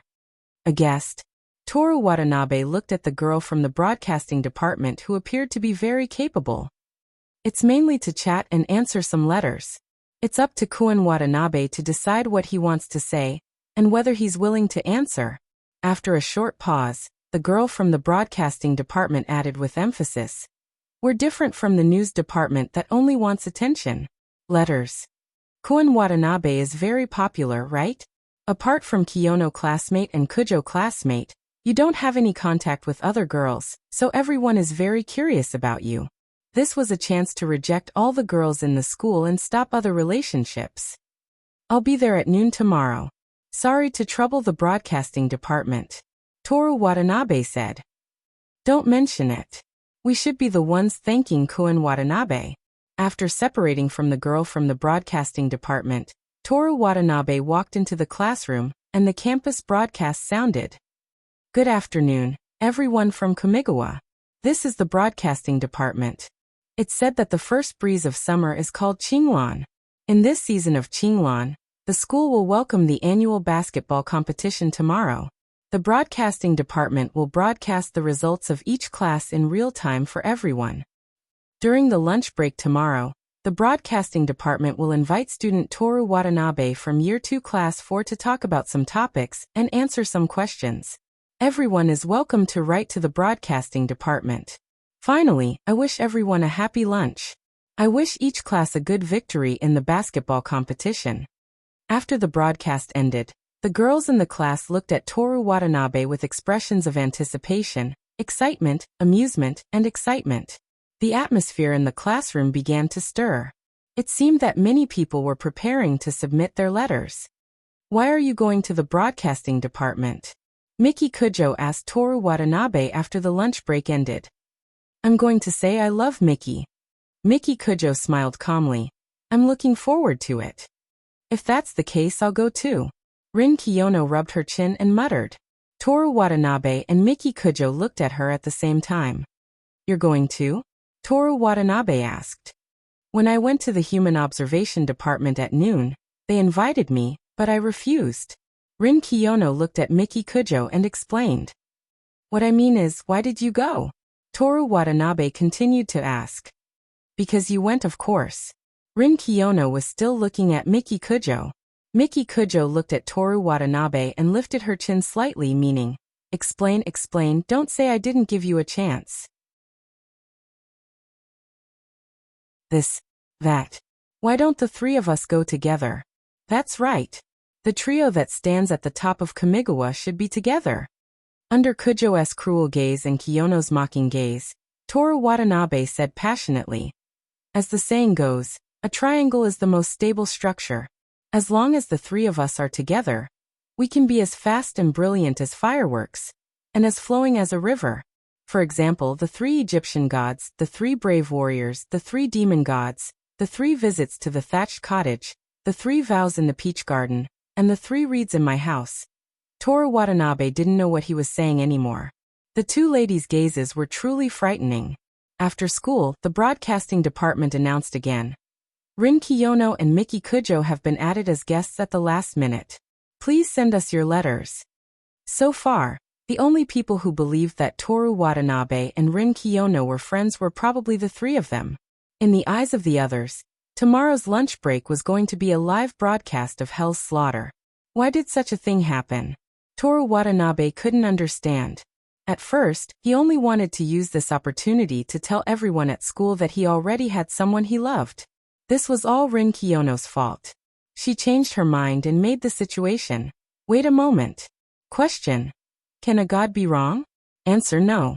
So the only one who could be wrong was Toru Watanabe. He agreed to the broadcasting department's request for no reason, and made it seem like he was a pure lover. Bah scumbag. Toru Watanabe looked down on scumbags the most. It was almost dusk, and the sky outside the window was orange and indigo. Miki Kujo, Toru Watanabe, and Rin Kiyono were chatting as they walked through the golden corridor towards the human observation department. While marking the test papers in class, Aona Koizumi looked up at the glass window of the office. The light coming in from there dyed a certain teacher's teacup by the window the color of dusk.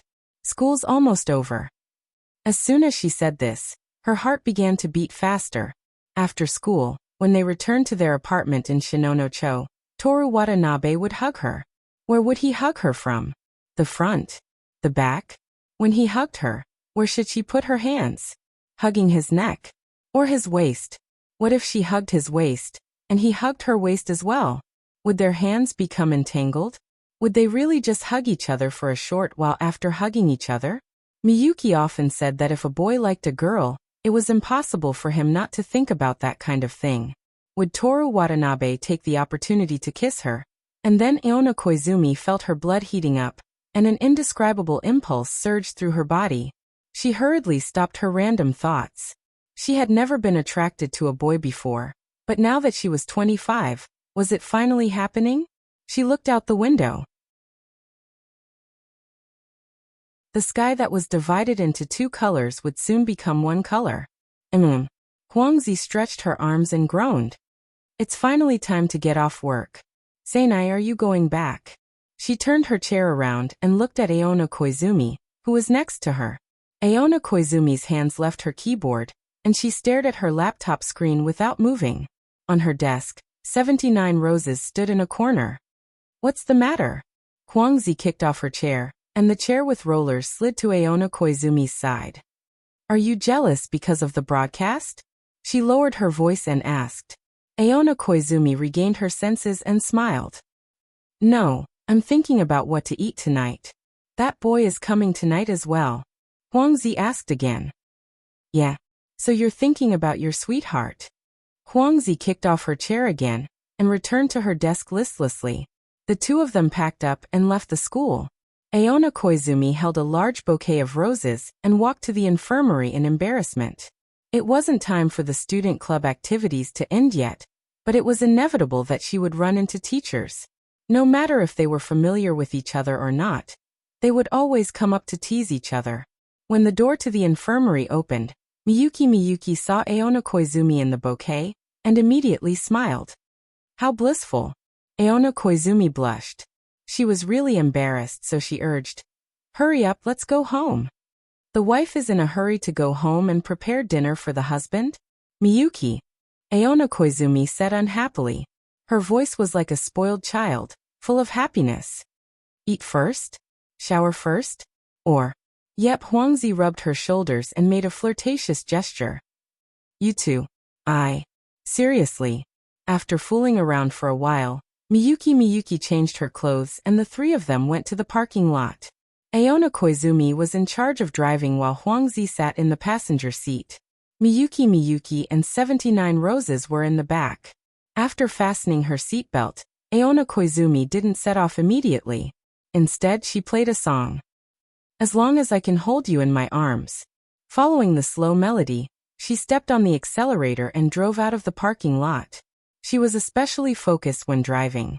She always had both hands on the steering wheel, and her eyes on the surroundings. She couldn't hear the song at all, but today she wanted to play it. No matter what, tomorrow will come. As long as you're here, we can still hold each other. I have no other requests. I want to be by your side all the time. When the car reached the main road, Huangzi smacked her lips and summoned the song list interface. After changing the song, she finally leaned back comfortably on the seat. Koizumi Aonai quickly glanced at her, and in the next second, the new song sounded. I've become someone else's girlfriend. The person I'm dating now is different from you. The three of them, who had been friends for 10 years, laughed at the same time. Huangzi, you did a good job. Miyuki said with a smile. Of course. Huangzi said proudly. Then the two of them started singing together. They looked at Aona Koizumi, who was driving, as if they had been dumped. In the singing of the two, Koizumi Aonai also gently nodded along with the rhythm, and the car was filled with laughter. When they were happy, sad songs were also happy.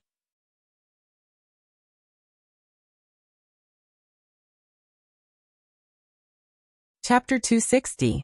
Toru Watanabe came back from school and met three female teachers who came back from grocery shopping at the entrance of the apartment. It was 7 o'clock, the Sobu Line tram passed by Shinano Station. The sky was completely dark and the night breeze was blowing. You're back early today. Huangzi said sarcastically. Didn't you go shopping with them? Huangzi, Watanabe yesterday. Toru Watanabe interrupted Aona Koizumi, reached out and took the bags in their hands, said, Teacher Huangzi, I know I was wrong. Please give students a chance to correct their mistakes. Don't apologize to me. The person you should apologize to is Aonai. Spend more time with her in the future, okay? Promise. Huangzi reluctantly nodded with satisfaction. Aona Koizumi wanted to say something, but Toru Watanabe stopped her with his eyes. He didn't smile, but his eyes seemed to be rippling with laughter. A gentle and mischievous smile, as if it was your favorite and most intimate person, sticking close to your ear and whispering to you. When their eyes met, Aona Koizumi had the urge to get closer to Toru Watanabe. She forgot what she wanted to say. The four of them took the elevator and entered room 501 together. Aona Koizumi took off her suit jacket and prepared dinner in the kitchen. Toru Watanabe went in to help. Huangzi wanted to go in, but was pulled away by Miyazaki Miyuki. Let me help you. Seeing Aona Koizumi wearing an apron, Toru Watanabe walked over. Well, just tie a knot. Aona Koizumi turned around, her beautiful back and beautiful but facing Toru Watanabe. This woman still didn't know about men. Toru Watanabe looked at Aona Koizumi's white dress shirt, her slender waist, the shirt tucked into her skirt. He gently tied the apron, tied a beautiful bow, and then put his hands on both sides of her waist. Aona Koizumi, who was arranging the cooking order in her mind, trembled and stiffened. Watanabe. His voice trembled. Teacher. Toru Watanabe replied in a low voice. His hands moved forward and wrapped around her waist.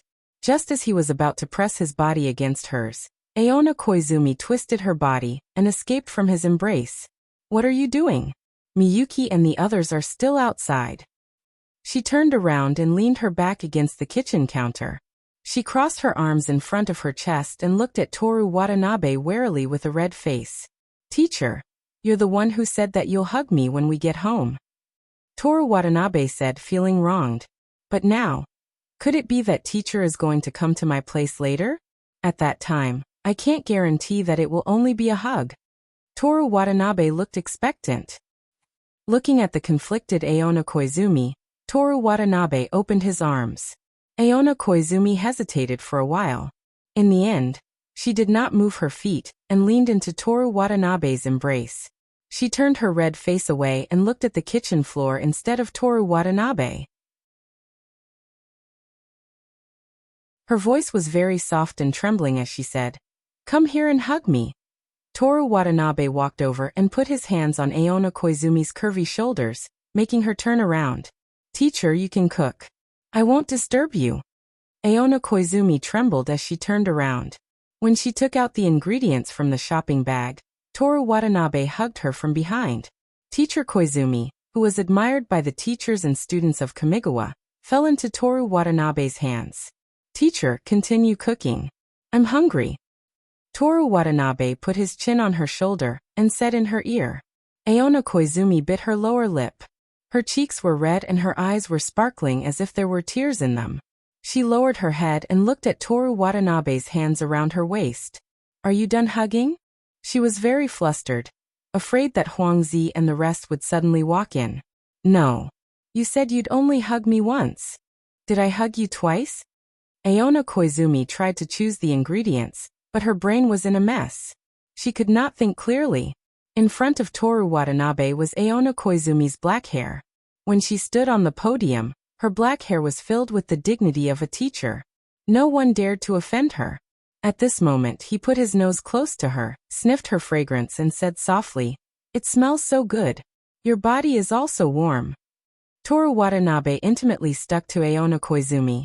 In a trance, he felt as if he had returned to his childhood.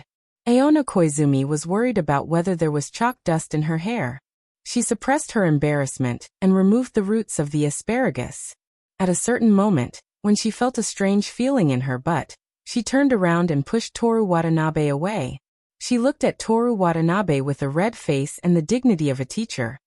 Watanabe, show some respect to your teacher. If you continue like this, I'll be angry. I'm sorry, teacher. I couldn't control myself. Aona Koizumi quickly glanced at Toru Watanabe. Her face turned redder and angrier. You're a student now. Although your grades are good, you can't relax. If you don't get first place in the country during the official exam, I'll kill myself out of guilt.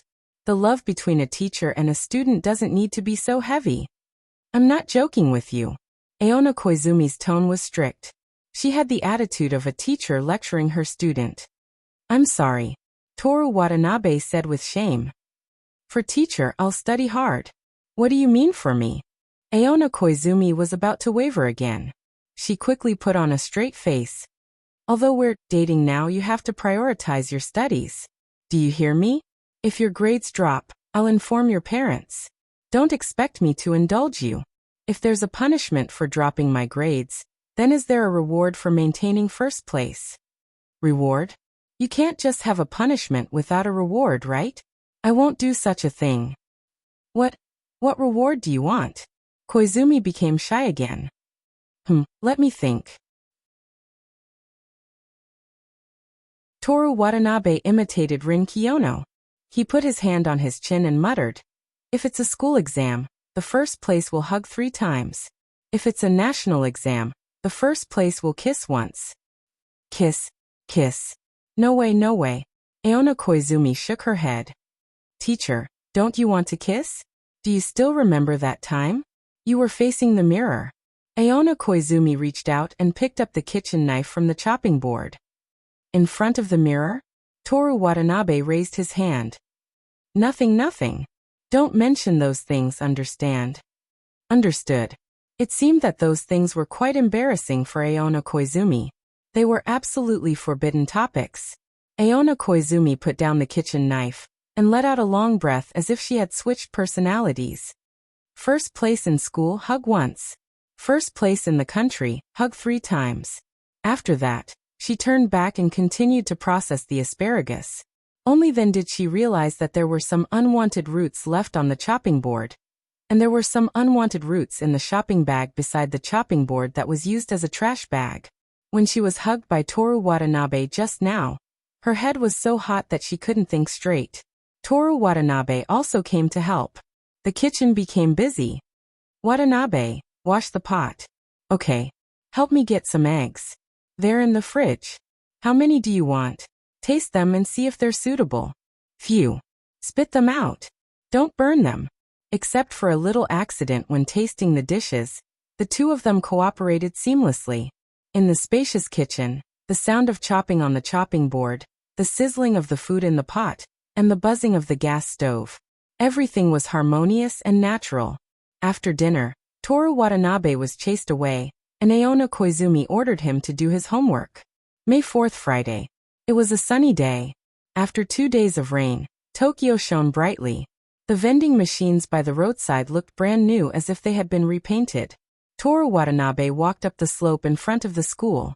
The green cherry tree leaves extended to the middle of the slope, turning it into a boulevard. On the avenue, the sunlight was scattered all over the ground. In front of him, Rin Kiyono walked alone in the spots of light, like a white bellflower dancing in the wind. Every time he saw this scene, Toru Watanabe's mood inexplicably improved. He wanted to go up and scare her, such as patting her shoulder or deliberately pulling her charming long hair, but he decided against it. He would definitely be scolded. "Good morning, Kiyono classmate." He walked up and called out to the bellflower. "Good morning, Watanabe classmate." The bellflower left the wind and landed to greet Toru Watanabe. They didn't talk much, although there was a lot to talk about, such as the ball game. The two of them walked up the slope in silence, bathing in the May sun. It was already very comfortable. When Toru Watanabe came back from the activity room after delivering the roses, Miki Kujo was already in the classroom. Normally, she wouldn't come on a day like this. She would sleep in on the large white bed with curtains. The reason she appeared here was because Toru Watanabe suggested that the three of them accept the invitation of the broadcasting department. "Miki, you're still so cute today." Toru Watanabe sat down in his seat and turned to Miki Kujo. "Yeah." Miki Kujo lazily responded. "Didn't sleep well?" "I was busy. Pay more attention to rest. I don't have anything to do tonight. I can finally have a good day's rest." Her voice was very pleasant, and now it had a special flavor. Outside the window, the flower bed in the atrium was planted with some connecting grass. The ball game wasn't worth mentioning. Toru Watanabe tried his best to pass the ball and let the other teammates show off. Even if he disappointed the female fans who were expecting him to show off his prowess, he didn't perform any exciting scenes. It was enough that Mai was the one who fell in love at first sight. He didn't want anyone to fall in love with him because of something. But even so, the female students cheered when they saw him wearing sportswear and running around the waxed basketball court. He didn't have anything interesting to do, but something else happened that had nothing to do with them. He remembered that it was a girls' competition between Year 1 Class 1 and Year 1 Class 2. He didn't know if it was because they didn't know how to play basketball, but in the middle of the competition, all the girls gathered around a basket and waited for the ball to fall. Then they immediately threw it up. Toru Watanabe saw with his own eyes the scene of someone shooting the ball into the opponent's basket. Some of the girls in the audience were still cheering loudly. The PE teacher who acted as the referee was stunned for a while before blowing the whistle, because it was too funny. Next year, the ball game would be changed to football, but there were still people talking about it. At noon, when Toru Watanabe and the two beautiful girls went to the broadcasting department, he told them about it. "What's so funny? Are you joking? Two boring girls. Lord Watanabe won't serve you anymore." "Are you saying that I'm boring?" Rin Kiyono looked at him. "No. I heard it too," Miki Kujo said. "Toru Watanabe, you're getting bolder and bolder. Let's go, don't let the broadcasting department wait too long. We're the top 3 in Kamigawa, we can't be rude." "Oh right, what do you think of the top 3 in Kamigawa, the Kawakami trio?" "Nothing much." The two who said the same thing looked at each other in an unfriendly manner, as expected of people with old feelings. In the past, it was because they didn't see each other. Now because of Toru Watanabe, the two of them communicated more frequently. Toru Watanabe even believed that he didn't need to do anything for now. The two of them would appreciate each other sooner or later, and either openly announce that they were friends, or refuse to admit that they were bad friends. Would the honest Rin Kiyono have no choice but to admit it? And then Miki Kujo would admit it because she was embarrassed? Or would there be other developments? Toru Watanabe looked forward to that day. When they arrived at the broadcasting department, the three of them accepted an interview. Miki Kujo and Rin Kiyono used new microphones and chairs. Toru Watanabe specifically reminded them yesterday when he came over. "Good afternoon, everyone. This is the broadcasting department. We have 3 guests today. Please introduce yourselves." Miki Kujo. "Good afternoon, everyone. I'm Rin Kiyono." Toru Watanabe. In the broadcasting department, Rin Kiyono glanced at Toru Watanabe. Today I'm going to be the cold and aloof Toru Watanabe. Toru Watanabe explained. Although they didn't know what was going on, everyone in the school laughed when they heard Toru Watanabe say this. Kun Watanabe always gives people the impression that he's cold and aloof, the host said. Everyone misunderstands me. I'm not cold and aloof at all. If you're in the same class as me in the first grade, you should know that before I started dating Mickey, I still dared to talk to girls. Haha, you dared? I did it willingly. My Kei-sen has a really good temper, and he loves me so much. Kujo-san, is what Kun Watanabe said true? The host asked. Of course. I love Watanabe the most. Isn't that right, Kiyono-san? Are you begging me? Your face is really big. Miki Kujo said. My face is as big as yours. No, your face is a bit bigger than mine. If your eyes aren't good, you can give them away. Even I have to admit that your eyes are really beautiful. Watanabe, whose face is bigger. Miki Kujo sneered at Rin Kiyono while asking Toru Watanabe. I can't tell. I've only touched your face before, Mickey. It feels the same size. Without waiting for the two to speak, Toru Watanabe said to the host. Didn't you receive a letter? Let's start. I haven't had lunch yet. Okay. In the teacher's office, the teachers were laughing like crazy. Huangzi slapped his thigh and said to Aona Koizumi. Later, you should also ask that kid Watanabe. Ask what? Whose face is bigger? How can I compare to a 16-year-old girl? If you can't compare, would I let you ask? The shape of your face is different, but the size is about the same. And the size of your face isn't the key. If Watanabe didn't say that your face is small, don't let him touch it for a month. What nonsense are you talking about? The two female teachers whispered. Without the cover of a boyfriend, they imparted their experience to Aona Koizumi, who had a boyfriend. This time we received a lot of letters, but time is limited, and they can't be difficult questions for the guests, so we only chose 5 letters. First is the first one. The pen name is Senpai is so handsome. The content of the letter is, Watanabe-senpai is so handsome. Watanabe-senpai is super handsome. It was a warm letter, but it also expressed everyone's thoughts. What do the 3 of you think about this? So handsome, senpai. Miki Kujo said with a smile. Really handsome, senpai. Rin Kiyono's voice was gentle. Compared to senpai, I prefer to be called brother. Please do it again. Give me a letter of remorse tonight. Yes.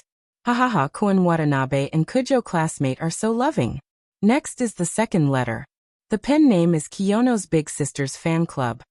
Big Sister, can you hold a handshake party? We are all female fans. Yes. No. Also, please disband. So handsome. Toru Watanabe applauded. What a pitiful fan club. But I think that's what they like about Kiyo-san. The third letter. The pen name is Kujo's follower. Queen Kujo, we are willing to pledge our loyalty to you. Disband. You guys disband too.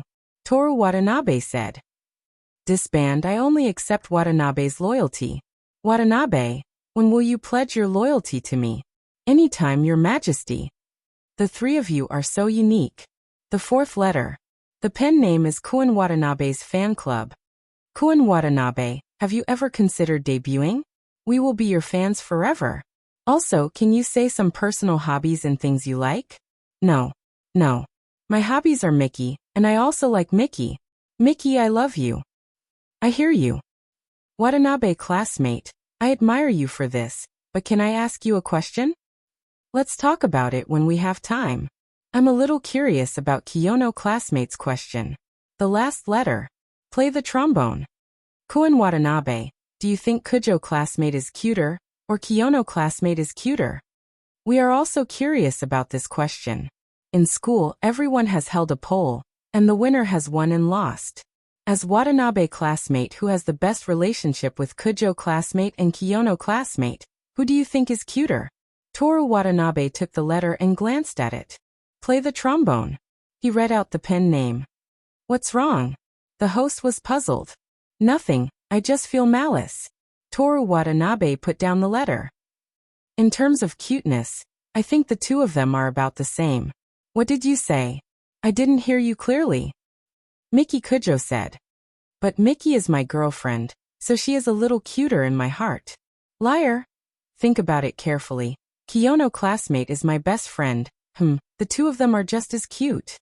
In the following time, the whole school listened to Toru Watanabe being educated by Miki Kujo and Rin Kiyono. Yoshimi Tamamo, I will remember you.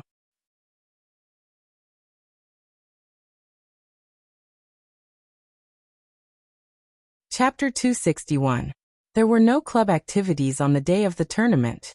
2 minutes before school ended, Miki Kujo, who was killing time in the classroom, received a call from her mother. Baby, come and accompany me tonight. Kujo's mother's voice was bright and light. I'm not going. You don't have work today. Why don't you come and accompany me?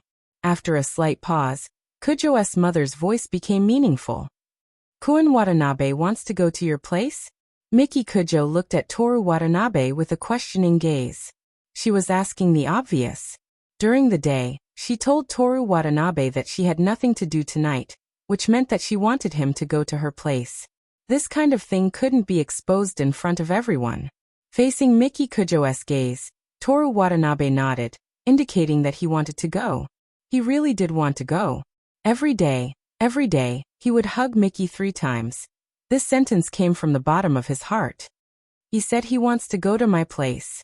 Miki Kujo said to the other end of the phone. A teasing laugh came from the phone. Then let Kun Watanabe come too. I haven't seen him in a long time. He said he doesn't want to see you. Miki Kujo answered without hesitation. Toru Watanabe was speechless. Really? Really? Miki Kujo said with a smile. Then I have to see him, and let him know how to respect his mother. Toru Watanabe snatched the phone from Miki Kujo's hand. Auntie Kujo, don't listen to Miki's nonsense. I was just about to visit you. Really? Kujo's mother's voice was touching. Really? Toru Watanabe promised. That's good. I thought you forgot about me. We spent a happy Christmas together. I forgot about Jesus, but I can't forget about you on Christmas.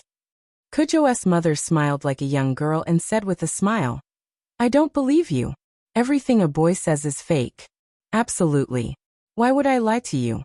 I only say sweet nothings to Miki. I respect you from the bottom of my heart.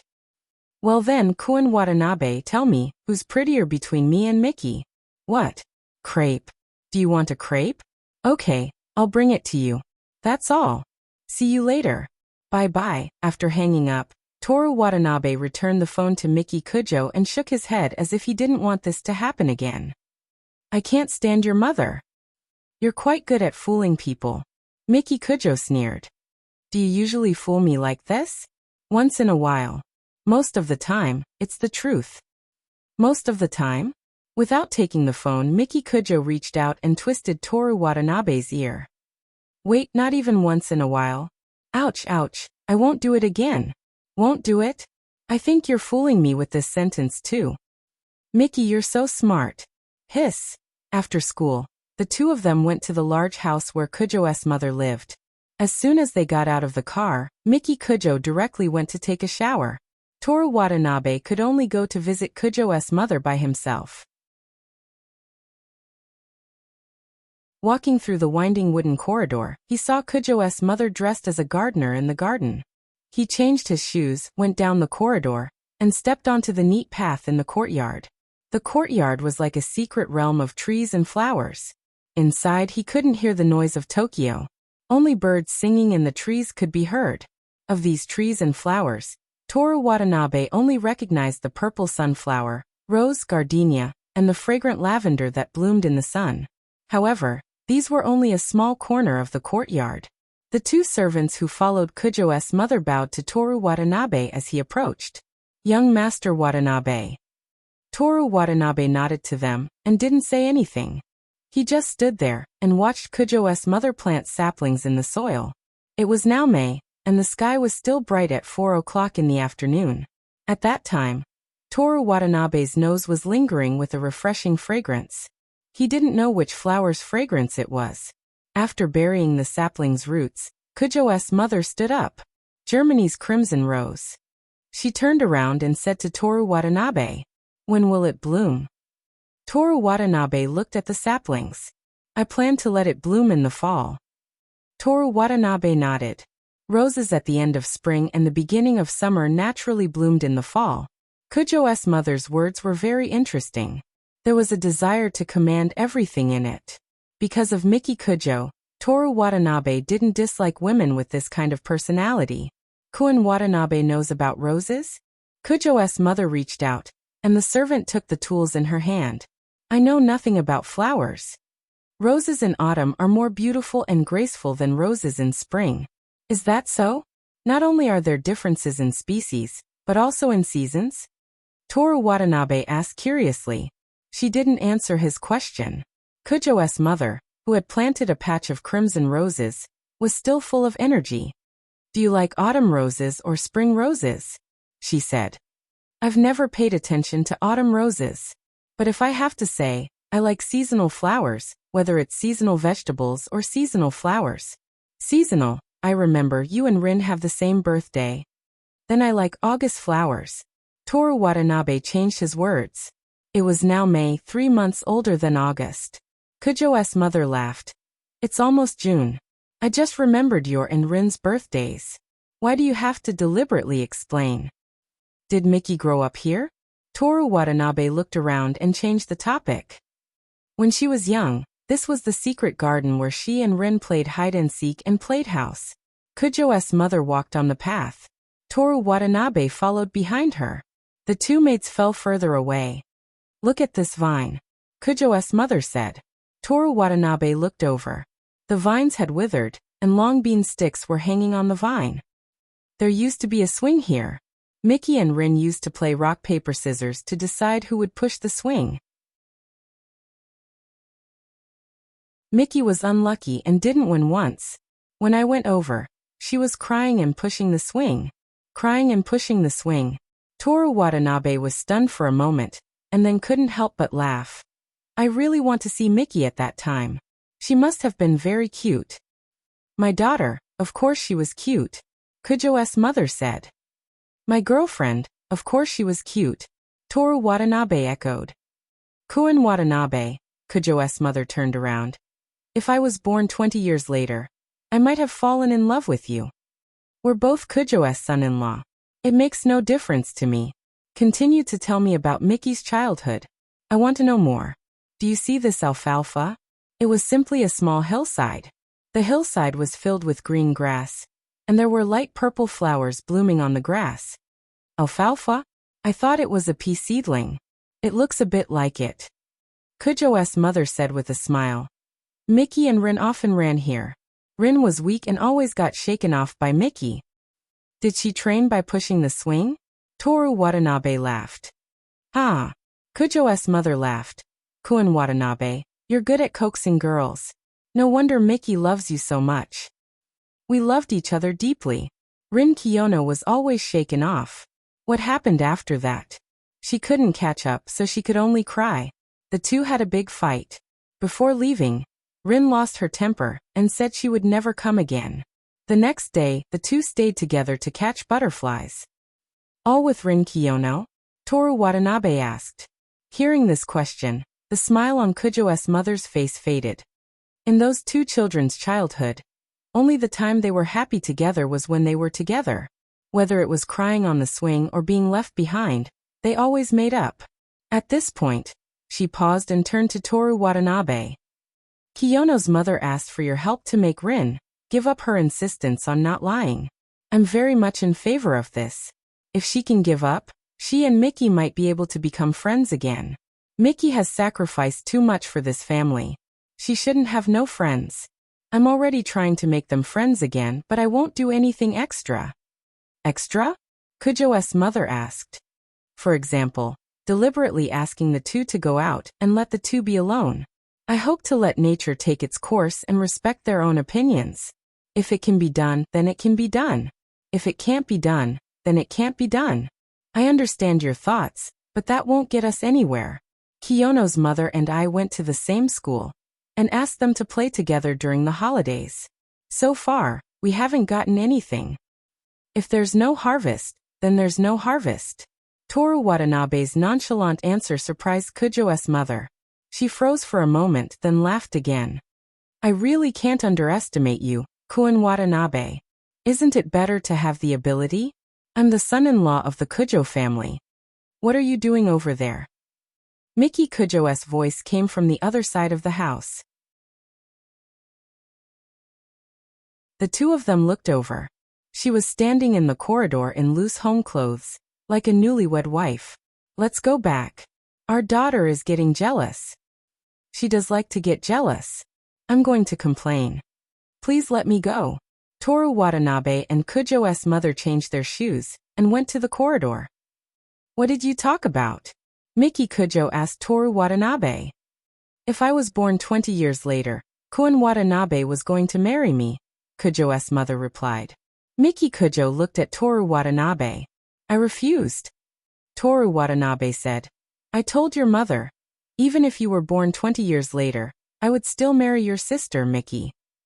How annoying. Do I look younger than Miki?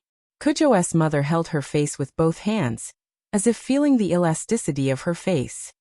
After all, I was born 20 years later. Now I'm 12 years old?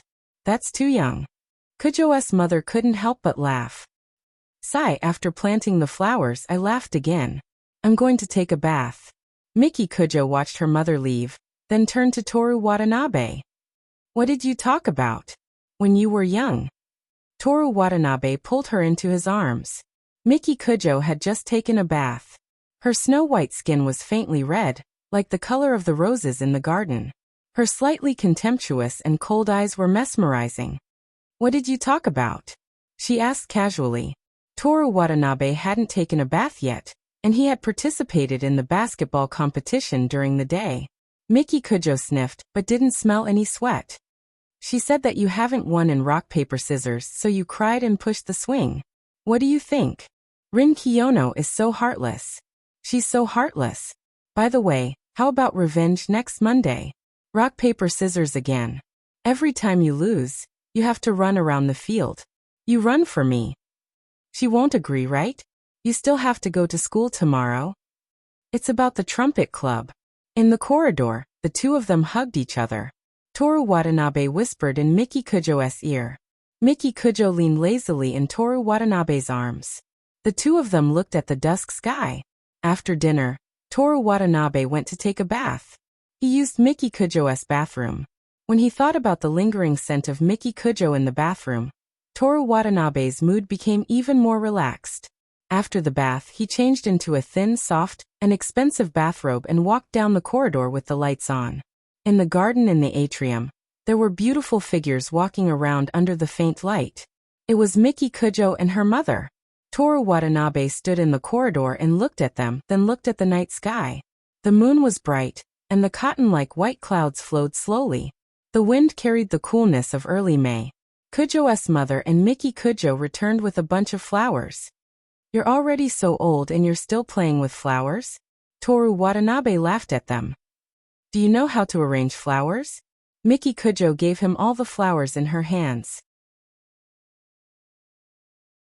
I'm a country bumpkin and don't know. My older sister taught me. Kujo's mother was looking at the flowers in her hands, but when she heard Toru Watanabe's words, she looked at the two of them. You two are having a lot of fun. He says that everything has value that's worth trying. Miki Kujo looked at Toru Watanabe.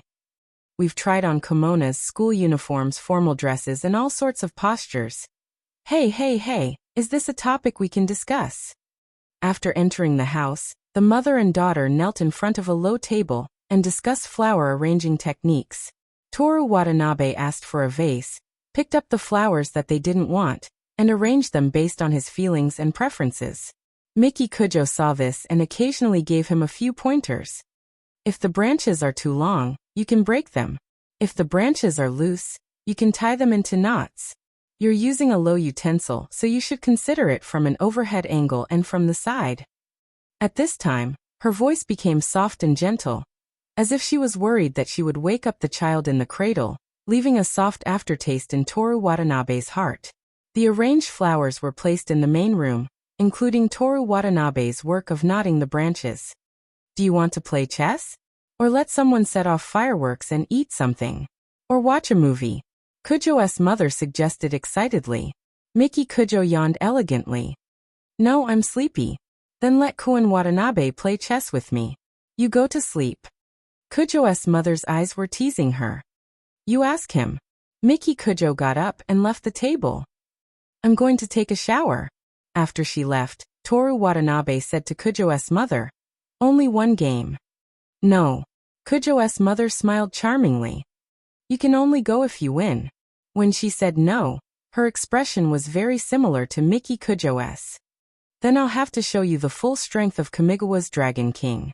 Tetsumasa Watanabe sat still. Oh. 30 minutes later. Aunt Kujo, I admit defeat. I'm thinking about chess. Shoo. Mom, I was wrong. Please let me go. In chess, a game could be played from sunrise to sunset. If it dragged on, he wouldn't be able to leave until dawn. Young people are impatient and can't control themselves. Kujo's mother held a white chess piece and looked at the chessboard. Go. Good night, Mom.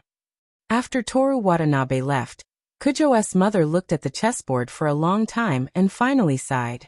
The situation in front of her didn't seem to be clear, but she really didn't know where to place her pieces. The only ending she could think of was that she would lose. Miki, don't be fooled. Toru Watanabe walked along the winding corridor. When he thought of Miki Kujo waiting for him in the room, his heart was burning. He was looking forward to entering the bridal chamber. All kinds of insects in the courtyard were chirping, playing a symphony of reproduction. When he walked into the bedroom, Miki Kujo had already taken a shower and was waiting for him in a bathrobe. She was lying on the bed looking at a tablet. The collar of her bathrobe was wide open, and her entire shoulder was exposed through the wide collar. A trace of snowy white could be seen. When she heard Toru Watanabe's footsteps, she didn't raise her head. She said as if she was chatting with her husband who had just returned from playing cards. You won? I lost. Toru Watanabe walked over and knelt on the edge of the soft bed. He reached out and lifted Miki Kujo's exposed snowy white thigh from the bathrobe. His lips gently landed on it. You lost? Miki Kujo's gaze fell on the tablet. Go. Your mother didn't play a single piece for a long time. Toru Watanabe's words mixed with his hot breath hit Miki Kujo's bare thigh. It was very ticklish. Miki Kujo lifted her leg. The smooth and soft sole of her foot was pressed against Toru Watanabe's teasing lips. This was really a kiss on her foot. There was a faint scent of freshly showered on it. Toru Watanabe moved her foot away. Because she lifted her leg, a large part of Miki Kujo's body was exposed under the bathrobe. Toru Watanabe's hands stroked the curve of her bare feet to her thighs. His body gently pressed against hers. Miki Kujo was still looking at the tablet. Miki. Toru Watanabe kissed her snowy white neck, the exposed shoulder of the bathrobe, and her curvy collarbone.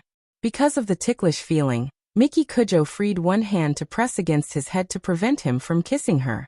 But Toru Watanabe's hand was free. When her hand touched the place she wanted to touch, her delicate, beautiful, and inviolable face frowned slightly. Then she relaxed her frown with relief. What are you looking at? Toru Watanabe was not in a hurry. He rested his head on her undulating chest and looked at the tablet together with her. Information, What information? The company's information. Hurry up. His hand sped up. Kiss me. Toru Watanabe propped up his upper body, raised his head, and bit Miki Kujo's delicate upper lip. He tasted it without restraint. Miki Kujo threw away the tablet and hugged Toru Watanabe's neck with both hands. Miki Kujo lay on the bed, her sweaty chest rising and falling. She closed her eyes contentedly. A few strands of black hair stuck to her cheeks. Toru Watanabe reached out and gently brushed them away for her. When her cheeks were touched, Miki Kujo's eyelashes fluttered like butterfly wings. She slowly opened her eyes. What do you want for your birthday? She touched Toru Watanabe's face with infatuation. She looked into his eyes as if she wanted to see through his soul. Compared to our birthday, our 1-year anniversary is closer. What do you want? You actually remember? May 29th, Toru Watanabe said. What do you want, my Miki? All of you. Continue? Toru Watanabe's breathing became heavier. Come in, my Toru. The moonlight seeped in from the window and illuminated their overlapping silhouettes. You're tuning in to the Earbook Haven YouTube channel. Don't forget to subscribe and join us on this journey to catch the most captivating stories.